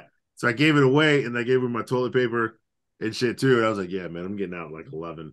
Oh, my celly hit the jackpot, dude. I was the pickle man. I had a shit ton of pickles. I had chips. I had fucking toilet paper and pickles. Those are my two. I was the go-to guy for that. My celly hit the jackpot with that shit when I left. It was funny because like when I went in for a week. And then, like, I just didn't need the shit I was doing. And then I was like, yo, man, you can have this. And I kept winning, like, lunches and dinners. And then, like, I was just like, I don't want this, blah, blah, blah. And it was funny. And then they, like, when I was getting out with my celly, I was like, yo, you can have my breakfast, bro, if you want to bet it. And do it. Because he was like, oh, yeah, man, I love playing poker. And I was playing poker and I was winning all the time. So I was giving it away to people in jail. And people were like, yo, man, yeah, what the fuck? You're not going to be in here long? I was like, nah, bitch, I'm only in here like 5 days, bro. I'm out this bitch. I don't give a fuck. So when I was getting out, I was giving shit away and like letting people out. I was like, damn, you owe 8 dinners? I was like, yeah, man, here you go. And then I was like getting out in the morning. And it was funny. Caesar like Oprah in jail before he left. And you get a dinner. And you get a dinner. You get a dinner. You get a breakfast. You get a lunch. You get toilet paper.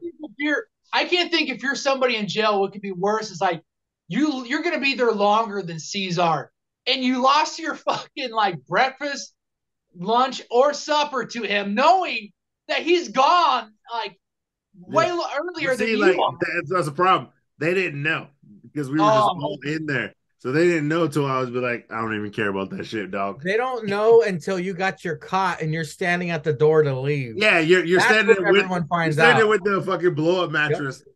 That's when everyone's like, what? He got out? They're like, damn, that motherfucker, I owe that nigga three dinners. And then you're just leaving. You're like, I don't even care, bro. I was playing for the game. I was trying to cut time. I was just playing. But we digress. Caesar. Let's just talk about Wesley and Dragon Lee and JD. Yeah, so West came out there in the middle of that rang. Dragon Lee came out. He talked his talk. He walked his walk. West said he followed his career. A goddamn lie. And then so he put Dragon Lee in the match. And then Dragunov and JD McDonough. So Book Coonan for JD. They got into it, man. They were doing work, doing dirt, as these guys did on NXT UK. And I know you bitches didn't watch it, but goddamn, these motherfuckers was going off, doing work, doing dirt. Yeah, this was the free money match of the week. We haven't covered that yet, but yeah, they were doing work, doing dirt. Free money match of the week until we saw what we saw on the show we talked about. Speaking of which, Jumungus versus Dragonzord, Dragunov. Alcohol is affecting me. Dragunov begins punishing JD. Secretly JD's shillelagh getting stiff from it. Dragon Lee sitting ringside for this. These two beating the holy shit out of each other. Looked like Jumungus went for the eyes when Dragunov was sitting on the top turnbuckle. JD then tosses Dragunov headfirst into the middle rope. That shit took out Enzo, but Dragunov is tougher than a $2 steak. Facts. A commercial picture-in-picture. JD in complete control. Dragunov gets JD in the most unique single leg submission I've ever seen in my life. Bro. Kind of like a modified stretch muffler from a reversal. Fucking alcohol. Dragunov survives the bonk of a lifetime from Jumungus's dome. By the way, when JD gets German suplexes, the ring mat takes the most damage. Machine gun chops that make Eddie Kingston proud from Dragunov. Crowd is loving this. JD takes Dragunov to Suplex City. They both tumble onto Dragon Lee outside. Dragon Lee fights back. DQ finish. Wes flies onto them out of nowhere.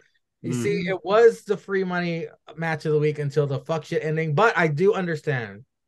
I understand why it was a fuck shit ending. I believe last week we talked about this should have been on Stand and Deliver instead of NXT because they're giving free money away. But Wesley said, you know what? Y'all in the match too. So if this ladder match, if this match don't still Stand and Deliver, I don't know what will. But holy shit. And when Axiom gets in there, oh Lord, it's going to be good. It's going to be good. It's going to be shucky ducky. Quack, quack, quack. Caesar, let's go ahead and get into this. Jumungus versus Dragunov. What'd you think? Bitch, this on the regs. If you assholes was watching NXT UK, you would see shit like this on the regs. Oi. You would see shit like this. So they had Gunther free SmackDown on that shit. Tyler Driver, Jumungus Dome, I forget what his name was. Jordan Devlin, A-Kid. JD. They had who? Yeah, A-Kid, Axiom pre-mask. They had fucking Dragunov. All these motherfuckers was fighting themselves over there. Rhea Ripley, right? Rhea Ripley. Booty Storm. KLR. Kaylee Ray. Back before she was the pale bitch she is today. And that other bitch she's with. Mangria's favorite before the Tiffany Epiphany he had. Final Boss. All of them are over there on the NXT UK. Killing it on the cock. Because I know you fruit booties got Peacock and shit. On the cock. Killing it, man. You can go back and watch all the day one shit. Shit was gold. Stallion Pete over there. Them Gallus boys, pretty deadly. The before they're on some fruit booty shit now, but the grizzled young vets, soon to be recognized. Then what happened to them other tag crackers that was over there that came over? I can't remember them. They had I'm trying to search for oh, I know what you mean. He was actually a really cool guy. He was a fruit booty, but he was a cool guy. The blonde dude. The Yeah, no, blonde him, but with the other the but the other tag Austin team. Austin Powers and the other skinny cracker. Remember Austin Powers? The other tag team that used to wear green and white. They were like tag team champions over there. They were fucking dope. I can't You know remember what I'm them. talking about, right? Sticks, the Austin Powers guy and the I'm fucking trying to remember their goddamn name. Nathan Drake and Nathan Drake. Nathan Drake and the Austin Powers guy. Fuck I it. don't think I don't think it was Drake, but I know who you're talking. But I think you might be half. fucking Aleister Black came from over there Oh yeah, before he came to WWE and then went over to do black magic cracker shit. Fuck, who the fuck? No, wait, Nathan Drake. There's James Drake. You know who I'm talking about, Cesar, the Austin Powers guy. yeah. You once you hear those names, you're gonna fucking remember. It's just I can see him now because the one dude had like checkered flag on his. The one guy had like checkered flag shit on his tights. Wait, there's James Drake. I don't know who Nathan Drake Maybe is. it's James Drake. I don't know. No, James Drake. That's grizzled young vets. Oh, Yeah, it's okay. Grizzled Young Vets. All right, then. I'm drunk. I don't know. Whoa, Trent Seven with Tyler Driver. Yeah, Mustache Mountain. Mustache Mountain. Fucking Because the one guy, the actual one of the guys in the tag team is like a lead singer of like a band that NXT used like the group's song for like one of their premium live events. Who are those guys that wore like green and white striped pants and they were fucking Fuck. they were fucking dope over there. Sticks, are you using your phone to record this? Yes, I am. That's why the Rolodex is spinning. Like I'm trying to go with names. Wait, You might be thinking of what do you mean? you might be thinking of Nathan Frazier, but he's not. He hasn't wrestled in a hot second on NXT. Yeah. Because there was other NXT UK fucking I don't want the belt. I just want the tag teams. God damn it.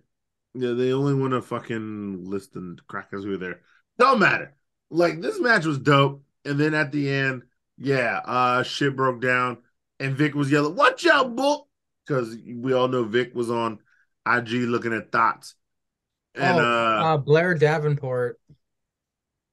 Yeah, Blair Davenport. Oh my God. She hasn't wrestled in NXT since Worlds Collide. She was in that triple threat. Yeah. But this was definitely a great match between those guys. And yeah, Wes added him to the 5-man bout. And Dragon Lee, these two and Wes came out there and jumped over the top rope. Fans weren't expecting it. So he must have ran out the back, slid in the ring, and then jumped over the top rope. Yo, talent for Wes. Yo, give that shit to Wes because he probably had to pull that off camera. Hopefully it went over. And then like it's great. And then he issued a battle royal for the last spot in the match. But no, these two guys, we know these two guys can go. They're like JD has not won a heavyweight championship, but we know that Dragunov is a multi-time heavyweight champion. Flash Morgan Webster. Yes! Flash yes, Morgan you bitch! Webster. Yes, and you bitch. Mark Andrews. Yes. God damn it. Yes. Yes, those guys. Where are those fucks at? I think they released them early when they canceled NXT UK and they're on the Indies. Hopefully they come back when NXT Europe like fucking takes a hold.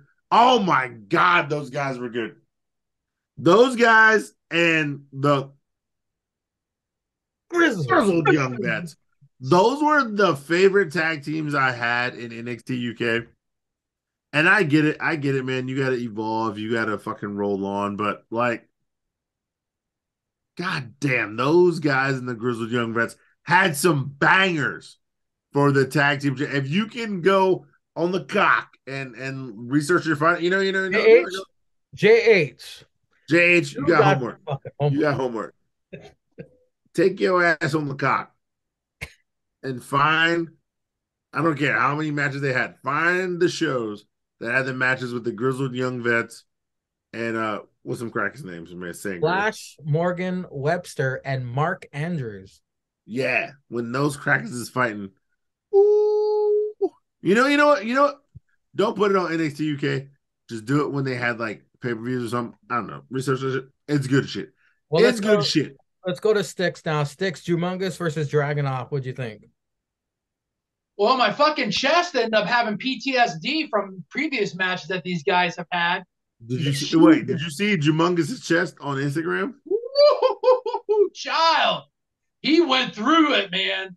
But that's what you get when these two face off, and when you face Dragonzord. I mean, Dragonzord and fucking Gutha are two guys that will wreck your chest, man. You will Augusta after you face them. Augusta Wind's gonna bust your chest open on a fucking windy day on the beach if you're out tanning. Facts. So I mean, these guys put on a fucking match, and unfortunately, just like how AEW ended their fucking free money match on Wednesday, you had some fuck shit at the end of this match that kind of drug it down, but yet you saw why they did it. But I mean, this match was fucking good. But like we have always talked about, I mean, two out of these three guys were in possibly our match of the year. They made Jan Maker look fucking good. So you know what you're getting with these guys. They put on a fucking banger. This was hella good for fucking Tuesday night TV. And I will tell you that I will sit, and I will watch these guys wrestle every day for the rest of my life. And I will not complain because these guys will not disappoint me. Hell of a match. Hell of a match. Styx, Dragunov and JD ain't going tanning anytime too soon. Motherfuckers are whiter than you. Up next, Kinsey interviews Wes. Wes gives JD and Dragunov spots at Stand and Deliver. Axiom approaches. Wes announces Battle Royal to get the final spot. According to Wikipedia, though, Axiom's already won. Just give it to Axiom. This match looking like match of the year already. Johnny Gargano's music plays, but Big Body comes out. Javi on mic complaining he is not going to Stand and Deliver. It was actually a funny speech he gave. He was talking about his Christmas album again. Gargano comes out and beats the fuck out of him. Johnny has an unsanctioned match contract ready for Grayson to sign. Grayson on the Tron. Grayson tells Johnny to give contract to Vic. He'll sign next week. Johnny is banned from the building, though. That promo was for sure pre-taped. I was waiting for Grayson to jump him from behind. Instead, Johnny super kicks Javi. Eddie Thorpe, no one cares. Kinsey interviews Ivy. Ivy's feelings are hurt because of Paxley. Ivy versus Lyra up next to get a spot at Stand and Deliver. Hank video. It's his journey so far. Lyra versus Ivy. Paxley watching backstage, watching these two ladies. I believe in Ivy. No. I do not believe in or care about Lyra, but she wins with a roundhouse kick. She stamps her ticket to Stand and Deliver. Styx. Wes gets interviewed by Kinsey. Wes gives JD and Dragunov a spot to Stand and Deliver, and then Axiom comes out. Wes announces the Battle Royal. Could it be anyone else than Axiom? Could you pick right now somebody else other than Axiom to be added to this match? Unless it's fucking Nathan Frazier or there's somebody else that I could say, but I don't want to foreshadow what we see later in the episode. But White Collie, no. Yeah. No.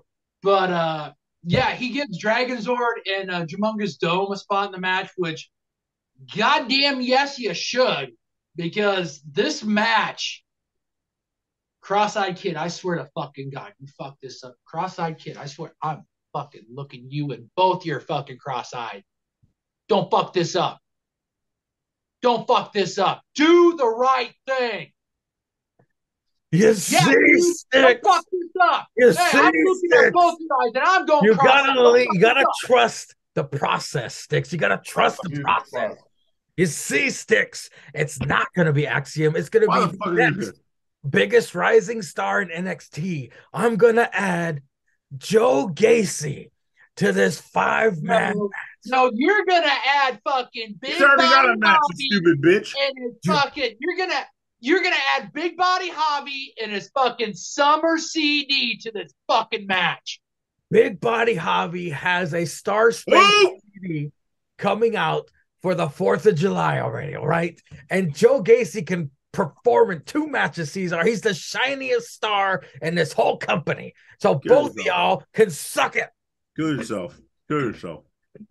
But no, Wes obviously doing the smart thing, putting both JD and Elia in the match. Axiom comes up. Axiom's got a legit point, but unfortunately, he's going to have to work for it.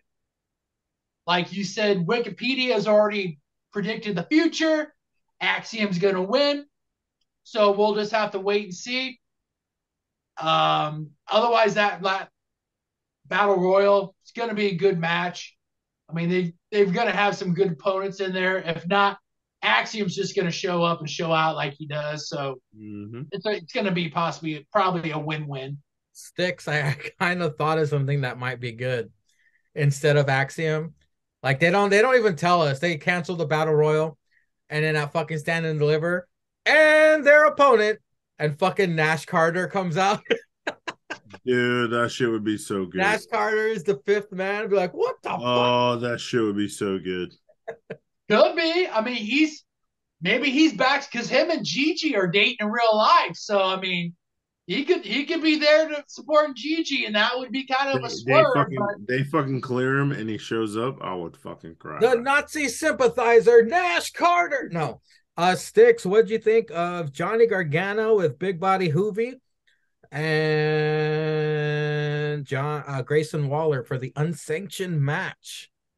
Good on Big Body Hoovy to get some TV time, as you can see behind me. Got that 6/3/16 paycheck. Pub that he sold at least one Christmas CD, probably to his mom or his grandma, if either are still alive. So that was nice that he came out. Grayson, basically setting it up. Is Sick Vic gonna get fucking attacked? I mean, they kind of made the obvious, ominous point of him giving it to Vic. Vic's gotta give it to Grayson. Grayson's attacking everybody and anything that's really good friends of Johnny. Well, Johnny's good friends of Vic because they're both from Cleveland and they like those fucking. What if they do a Michael Cole thing and fucking Vic turns on Johnny? Be dope. That makes me think that's the only reason, because Johnny's banned from the arena, so he can beat the shit out of Vic like they're Cleveland Browns and get the shit kicked out of him every Sunday. So, I mean, you're right. He's right. If he does sign it, which I'm assuming he's going to, it's gonna be a good match. I mean, anytime you got Johnny wrestling in there, he's going to put on a hell of a match. He's put on really good unsanctioned matches. And Grayson's been getting better, so this is going to be a test for him. I mean, Johnny can help him, carry him through a match, but I mean, Grayson's going to have to match him tit for tat on this, and I think Grayson probably can. So this is going to be a good match for him. Maybe it'll be the last match for Grayson in NXT. Maybe he gets called up. Who knows? But I mean, it's going to be a good match at Stand and Deliver. I don't think he gets called up. Lastly, we got Lyra versus Ivy. Yeah, I feel sorry for Ivy. I mean, as soon as they said who it was, they're obviously going to go with Lila. I mean, I don't know what they see in her. I mean, this fucking chick is standing in a goddamn warehouse watching these goddamn birds hitting fucking windows. If that don't tell you this fucking chick ain't got no future, then what the fuck are we doing? I mean, she was decent over in NXT UK. and really putting the emphasis on decent. But I mean, Ivy, this would benefit Ivy so much more if she were to be in this match. I mean, this would help her so much more to help springboard her to make her a legit person. If you have intentions on making her a champion, regardless if it's a tag team champion or maybe even an outside shot of being a women's champion, this would help her out so much more. Lyra's gonna give you maybe 2 spots that you're like, oh fuck, this bitch can go. But I think Ivy would benefit and would give you probably better opportunities in that women's championship match than what Lyra is gonna do. But she lost, and They did the Queen of Level Up wrong. yes, they did. Cesar Wesley announces a battle royal to get the final spot. Now, if you had a choice, if Axiom wasn't involved, or if they said Cesar, choose someone else besides Axiom, who would you put as the 5th man in said match at Stand and Deliver? And deliver. Who would I pick? I wouldn't want a main card guy. I still want to pick a mid card guy. For this title. Scripps. Kill yourself. You can go ahead and kill yourself. But I would put a guy who I think people would probably sleep on, but be a mid card guy. I'd go with Odyssey Cracker. His fat ass ain't getting up the ladder. So it's better for West to get up there. But with everybody else in there, because you got sometimes you just gotta have that big guy to have power moves, either off ladders or through ladders. Or because Odyssey Cracker likes to jump off top ropes and shit like that. And to have Wes, JD, Dragunov, and Dragon Cracker, you kind of need that big man because Dragunov can pick his fat ass up and do crazy shit with because he is that strong. Dragunov is like kind of that like Cesaro strong, which you want that big shocking shit. He could probably pick Odyssey up over the ladder for like a superplex. And that spot is always great when like some skinny cracker can pick the fat ass nigga up over the ladder and slam him down. That's always great. Yeah, if you pick a bunch of small guys, then you're kind of expecting what you can expect. So you do need that wild card. So I would pick Odyssey Cracker to be that guy in that match. Johnny and Grayson are going to have an unsanctioned match. But first, Johnny must give Vic the contract for Grayson to sign next week. And Johnny is banned from the arena. Yeah, so this is going to go one of two ways. He's banned until Grayson signs the contract. So if Grayson signs the contract in the first 20 minutes, then Johnny going to show up, super kick him, and hit him with like 18 chairs. And then according to WWE, we know what's going to happen. Fuck shit certified. Yeah, fuck shit certified. Neckcracker might lose. I don't know. But if they stretch this out till, the end of the show, then it might be all good. But Vic gonna be too busy looking at thoughts on Instagram and shit to know he even has a goddamn contract. And so I think this matters on when Grayson Waller shows up to the stadium to sign this contract. Because Vic is too busy looking at tick thoughts. He hands Grayson a fucking receipt from Cracker Barrel. From Cracker Barrel, yeah, ain't a Wingstop. It's Cracker Barrel. And this nigga signs it, you know what I'm saying? And then Johnny's like, fuck that shit, staple that shit to the contract. It's all good. It's a signature. And then them crackers just gonna fight. Yeah, they're just gonna fight. So yeah, it all depends on when Grayson shows up. Hopefully this is like a first segment on Tuesday. Like Grayson shows up, he talks some shit, he gets it from Vic. Book gonna be cooning. and then he signs the contract, and then Grayson's just going to be talking shit throughout the rest of the show. And then after he signed it, like maybe Johnny will show up, and then we'll see what happens there versus like who wins and blah blah blah blah blah. Can I give you an But interesting wrinkle? yeah, I feel like it could be interesting. No, Yeah, go ahead. let me give you an interesting wrinkle. Go According ahead. to Wikipedia, this is the main event. According to Wikipedia, the unsanctioned match is the main event. This ain't no goddamn main event. It's That's what not. makes it wrong. Ain't no way that unsanctioned match. Ain't no way they putting Yawn Maker last. Not yeah. They're putting Yawn Maker last. Yawn Maker versus Mello is ending the night. Mello We all know crowning this. achievement. I know this. You know this. Wikipedia don't know this. That's why them niggas had shit filled in. Yeah. Lyra versus Ivy. I don't know who's got faith in this Lyra bitch. She only had like 3 matches, man.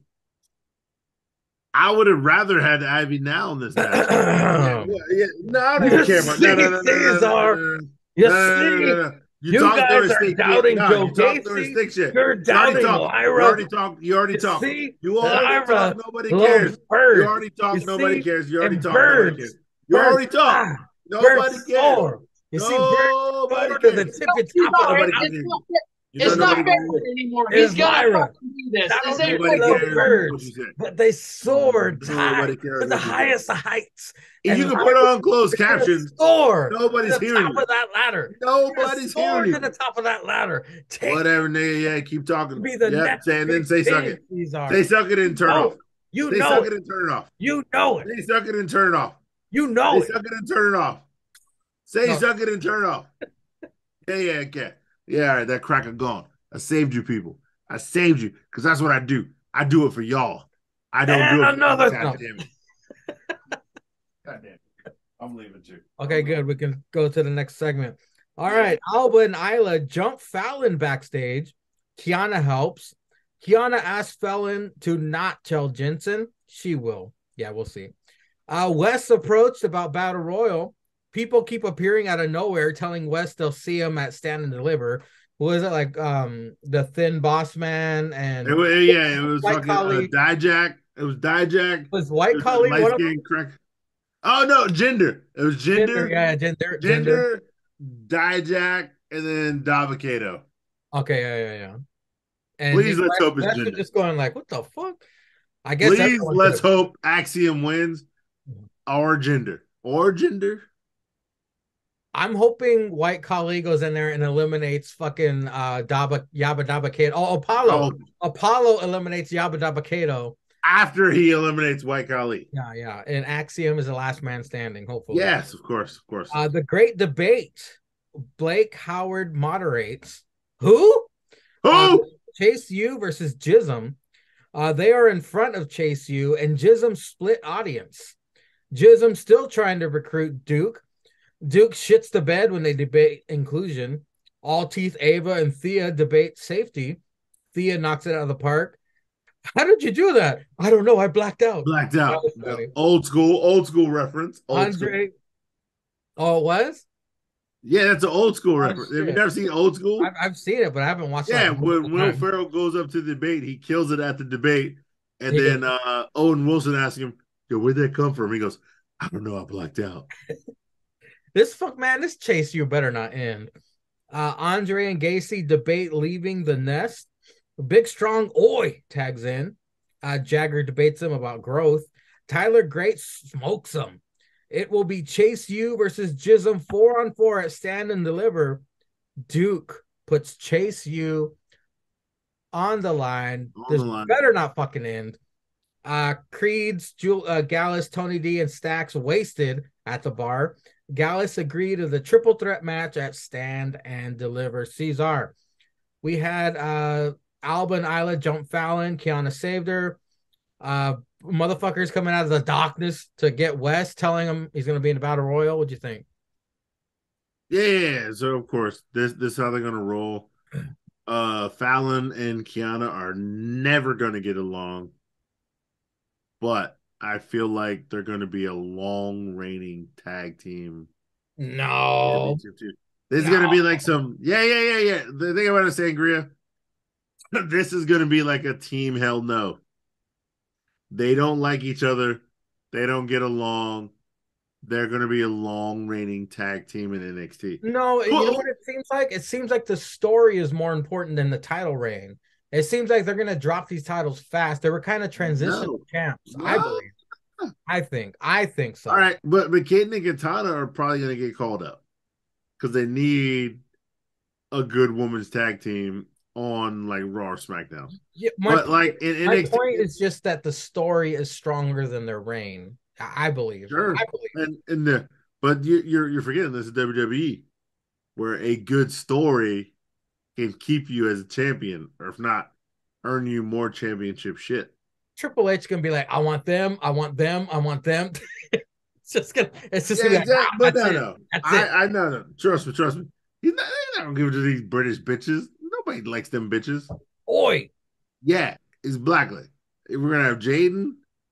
We're gonna have those two crackers, and then we're gonna have man fuck the assistant before Sammy Guevara ends his AEW contract. Again, a better story. The story is better than the reign. I'm telling y'all. Hey, if the story is good. Hey, this ain't no bloodline shit. Yeah. This is NXT. WWE. This is NXT. If the story is good enough, that shit gonna keep going, Playboy. This ain't Gargano and Ciampa. This some Playboy. This some catty shit. This ain't We ain't throwing up the ones for fucking Kiana and Fallon. Yeah, look. She said, look, let me tell them, but are we cool? And she said, yeah, we cool. Because they gotta fight for them titles, baby. Look, Kiana's gonna keep cheating.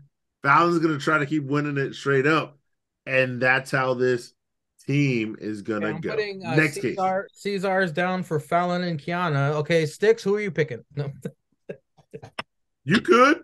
I'm picking them. I don't give a fuck. All right, I'm picking them. Next case. Cesar Wes keeps getting approached by random people. Yeah, so Wes getting approached by all the tall niggas. See, I told you they're gonna have to have a tall nigga. They ain't gonna go all 5 short niggas. They should. Let's be honest. They should. But they're trying to tease the tall niggas. One tall nigga, gender. I think you were right. I think you were right, though. They need that big guy. They need that big guy. They need a power guy, but... Which is why it should be Trick fucking Williams. That would be good.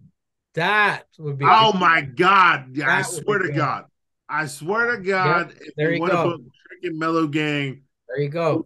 Pay-per-view, if Trick can slide his ass out of the ring, come back in and dump Axiom at the win, ooh, and it's Trick, a big guy in that ring with all the small guys, just for the power moves. So you could have Trick and Mellow Gang walk out with titles. Ooh, bitch. I see you, motherfucker. If you pull that shit, because that's another. I heard another ninja. Oh, ninja.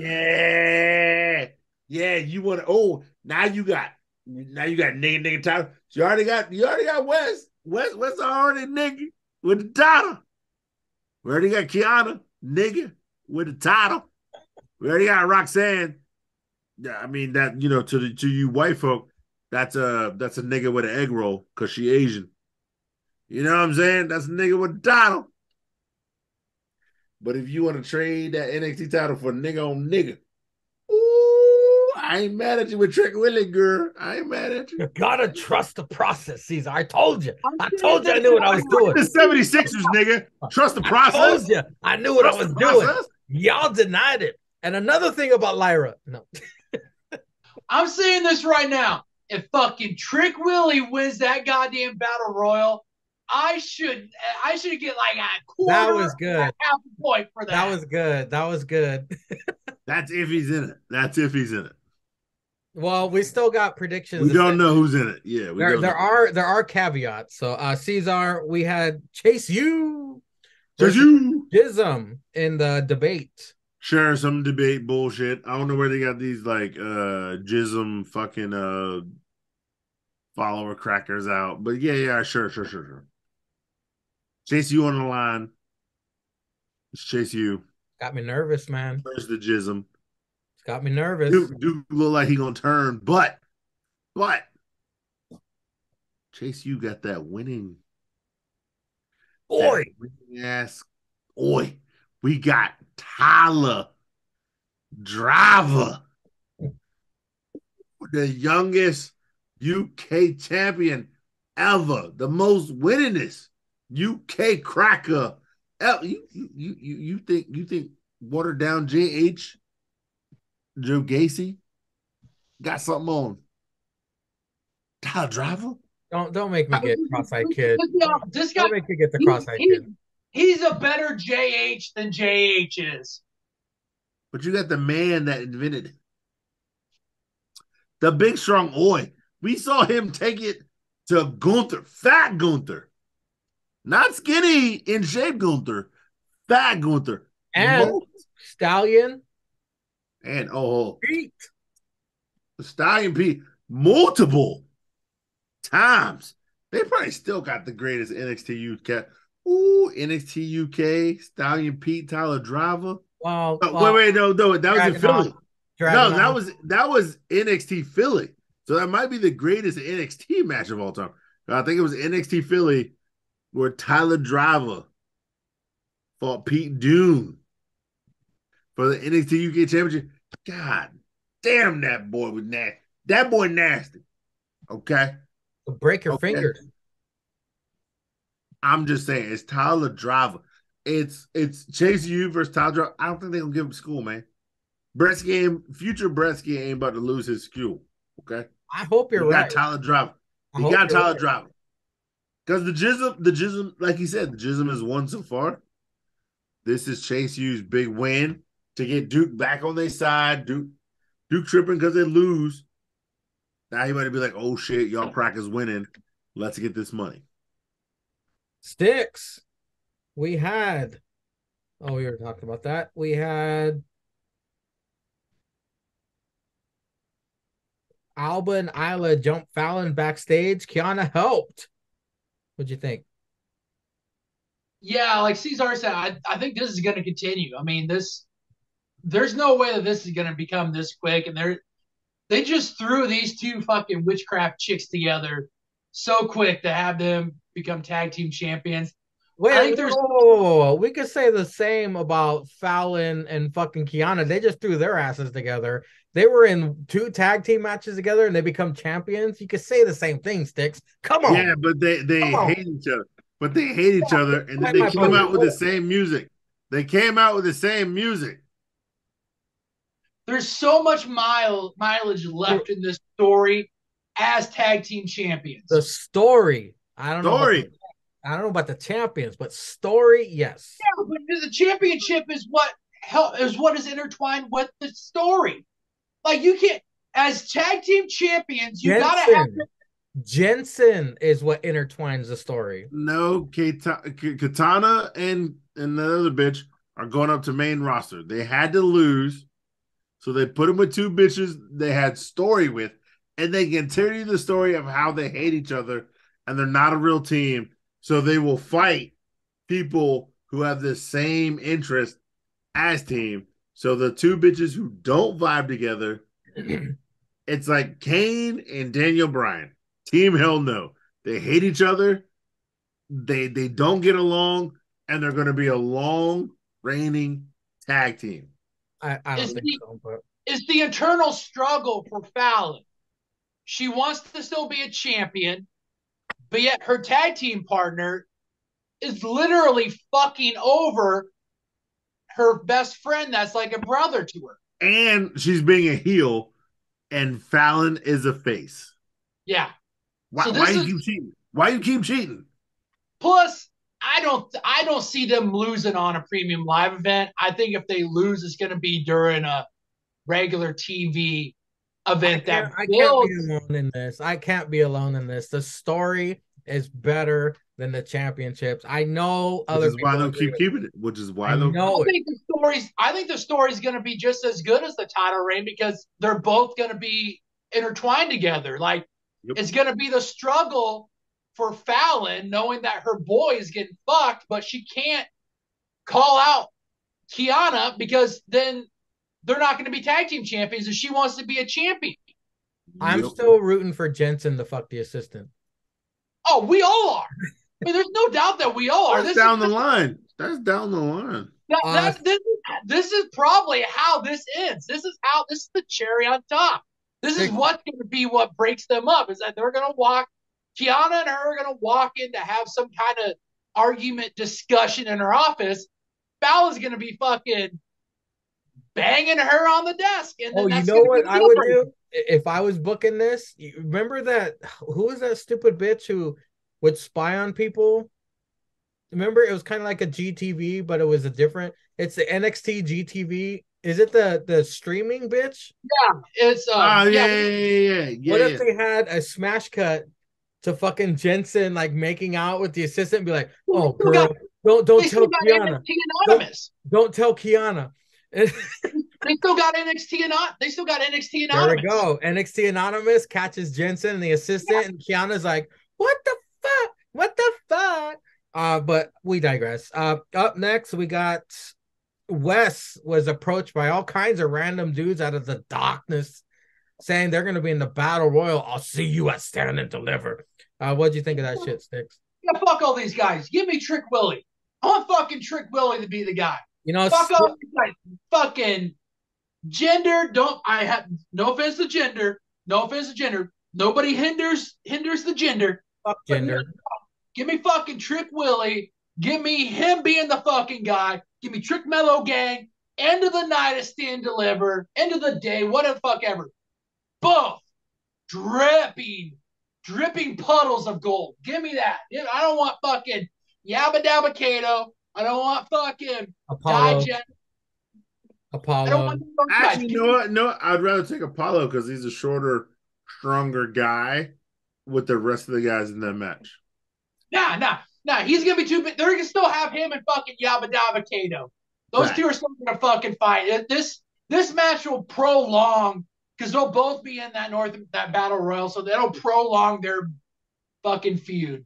This is the Sticks prophecy I for sure want to come true. We had a debate, the great debate. Chase U versus Jism. What do you think, Sticks? I swear to God, with fucking Tyler Driver now fully on board of Chase U, if they fuck this and they have Jism fucking win, fuck that shit. Tyler Driver is the ace.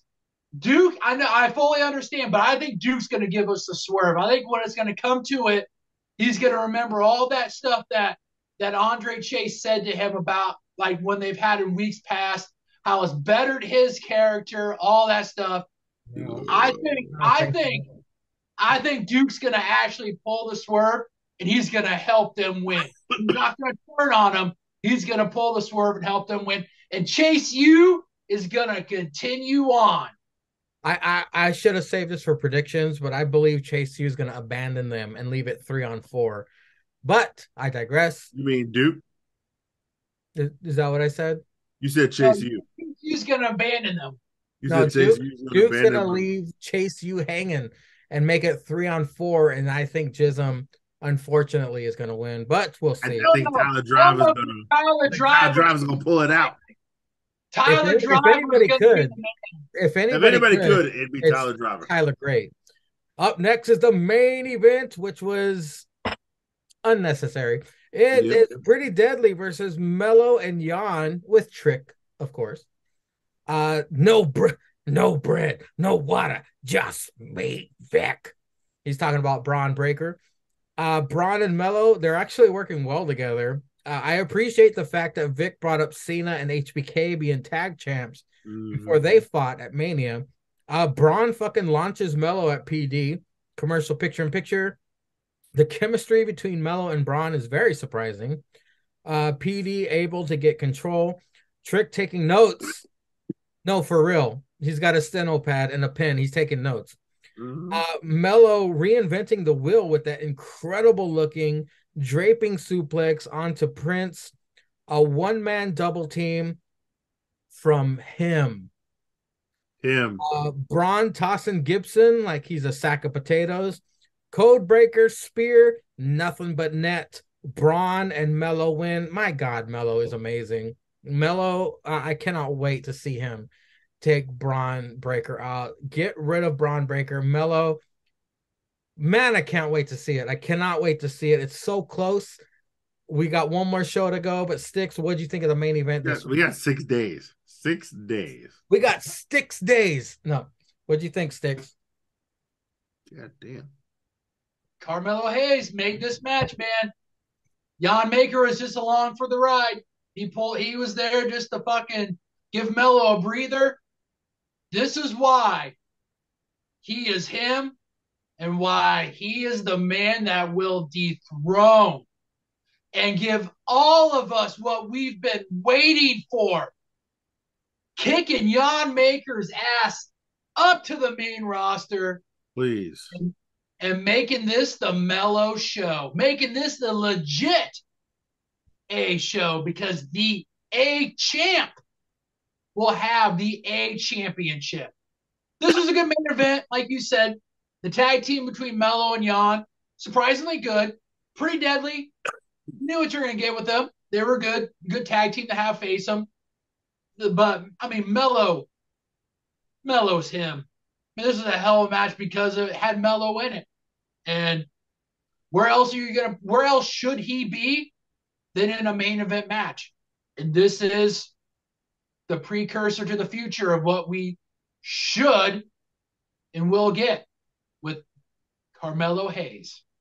Can't wait till Mello kicks Braun to the main roster and Braun can replace Otis in the Alpha Academy. I can see it. No, Cesar, the main event of NXT.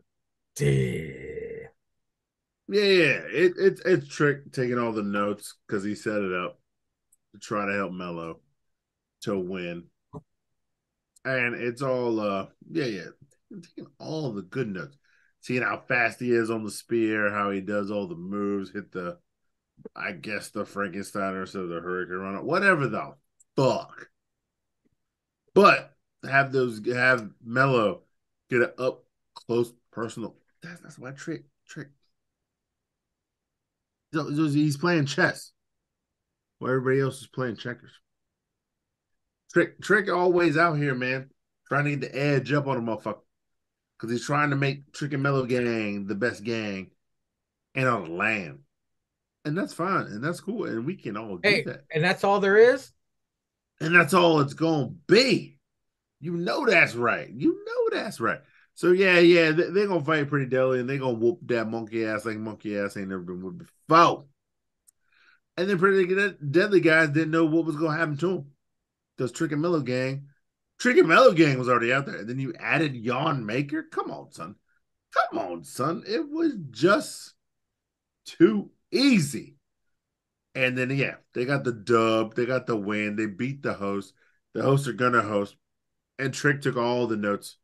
He got them all. He should have probably had an iPad or something out there. But no, he wrote them down old school style. Old school style is some dangerous shit. Because you can't hack that. You can't hack it. Yeah. You can't hack notes on a piece of paper. Cracker got it on the paper. He doing the math inside of his head. He's one level ahead. And I respect that about Trick. And they got the dub. And now they're going to fight in 6 days. And there's going to be a rumble on that arena. And Cracker's going to be happy, going to be sad. But Mello is him. Jan Maker is Jan Maker. So we're going to see what happens. We are going to have a celebration by the end of Stand and Deliver. Ladies and gentlemen, thank you for watching. As far as next week's episode, it's probably just going to be predictions, as far as I know, because we're going to be sending in our predictions and they will be uploaded before Stand and Deliver. Cesar has flirted with the idea of having a quick tripod before WrestleMania Night 1, but I don't know, timing issues and how we wax, we'll probably miss some of WrestleMania. So maybe maybe I'll just upload the predictions for next week's tripod, and then the following week we can wax poetic on everything that happened since. Yeah, we'll talk about it off camera. So, but until then, ladies and gentlemen, thank you for watching. Thank you for subscribing. Thank you for liking. I appreciate you. We appreciate you. And as always, we give big ups to Stallion Pete.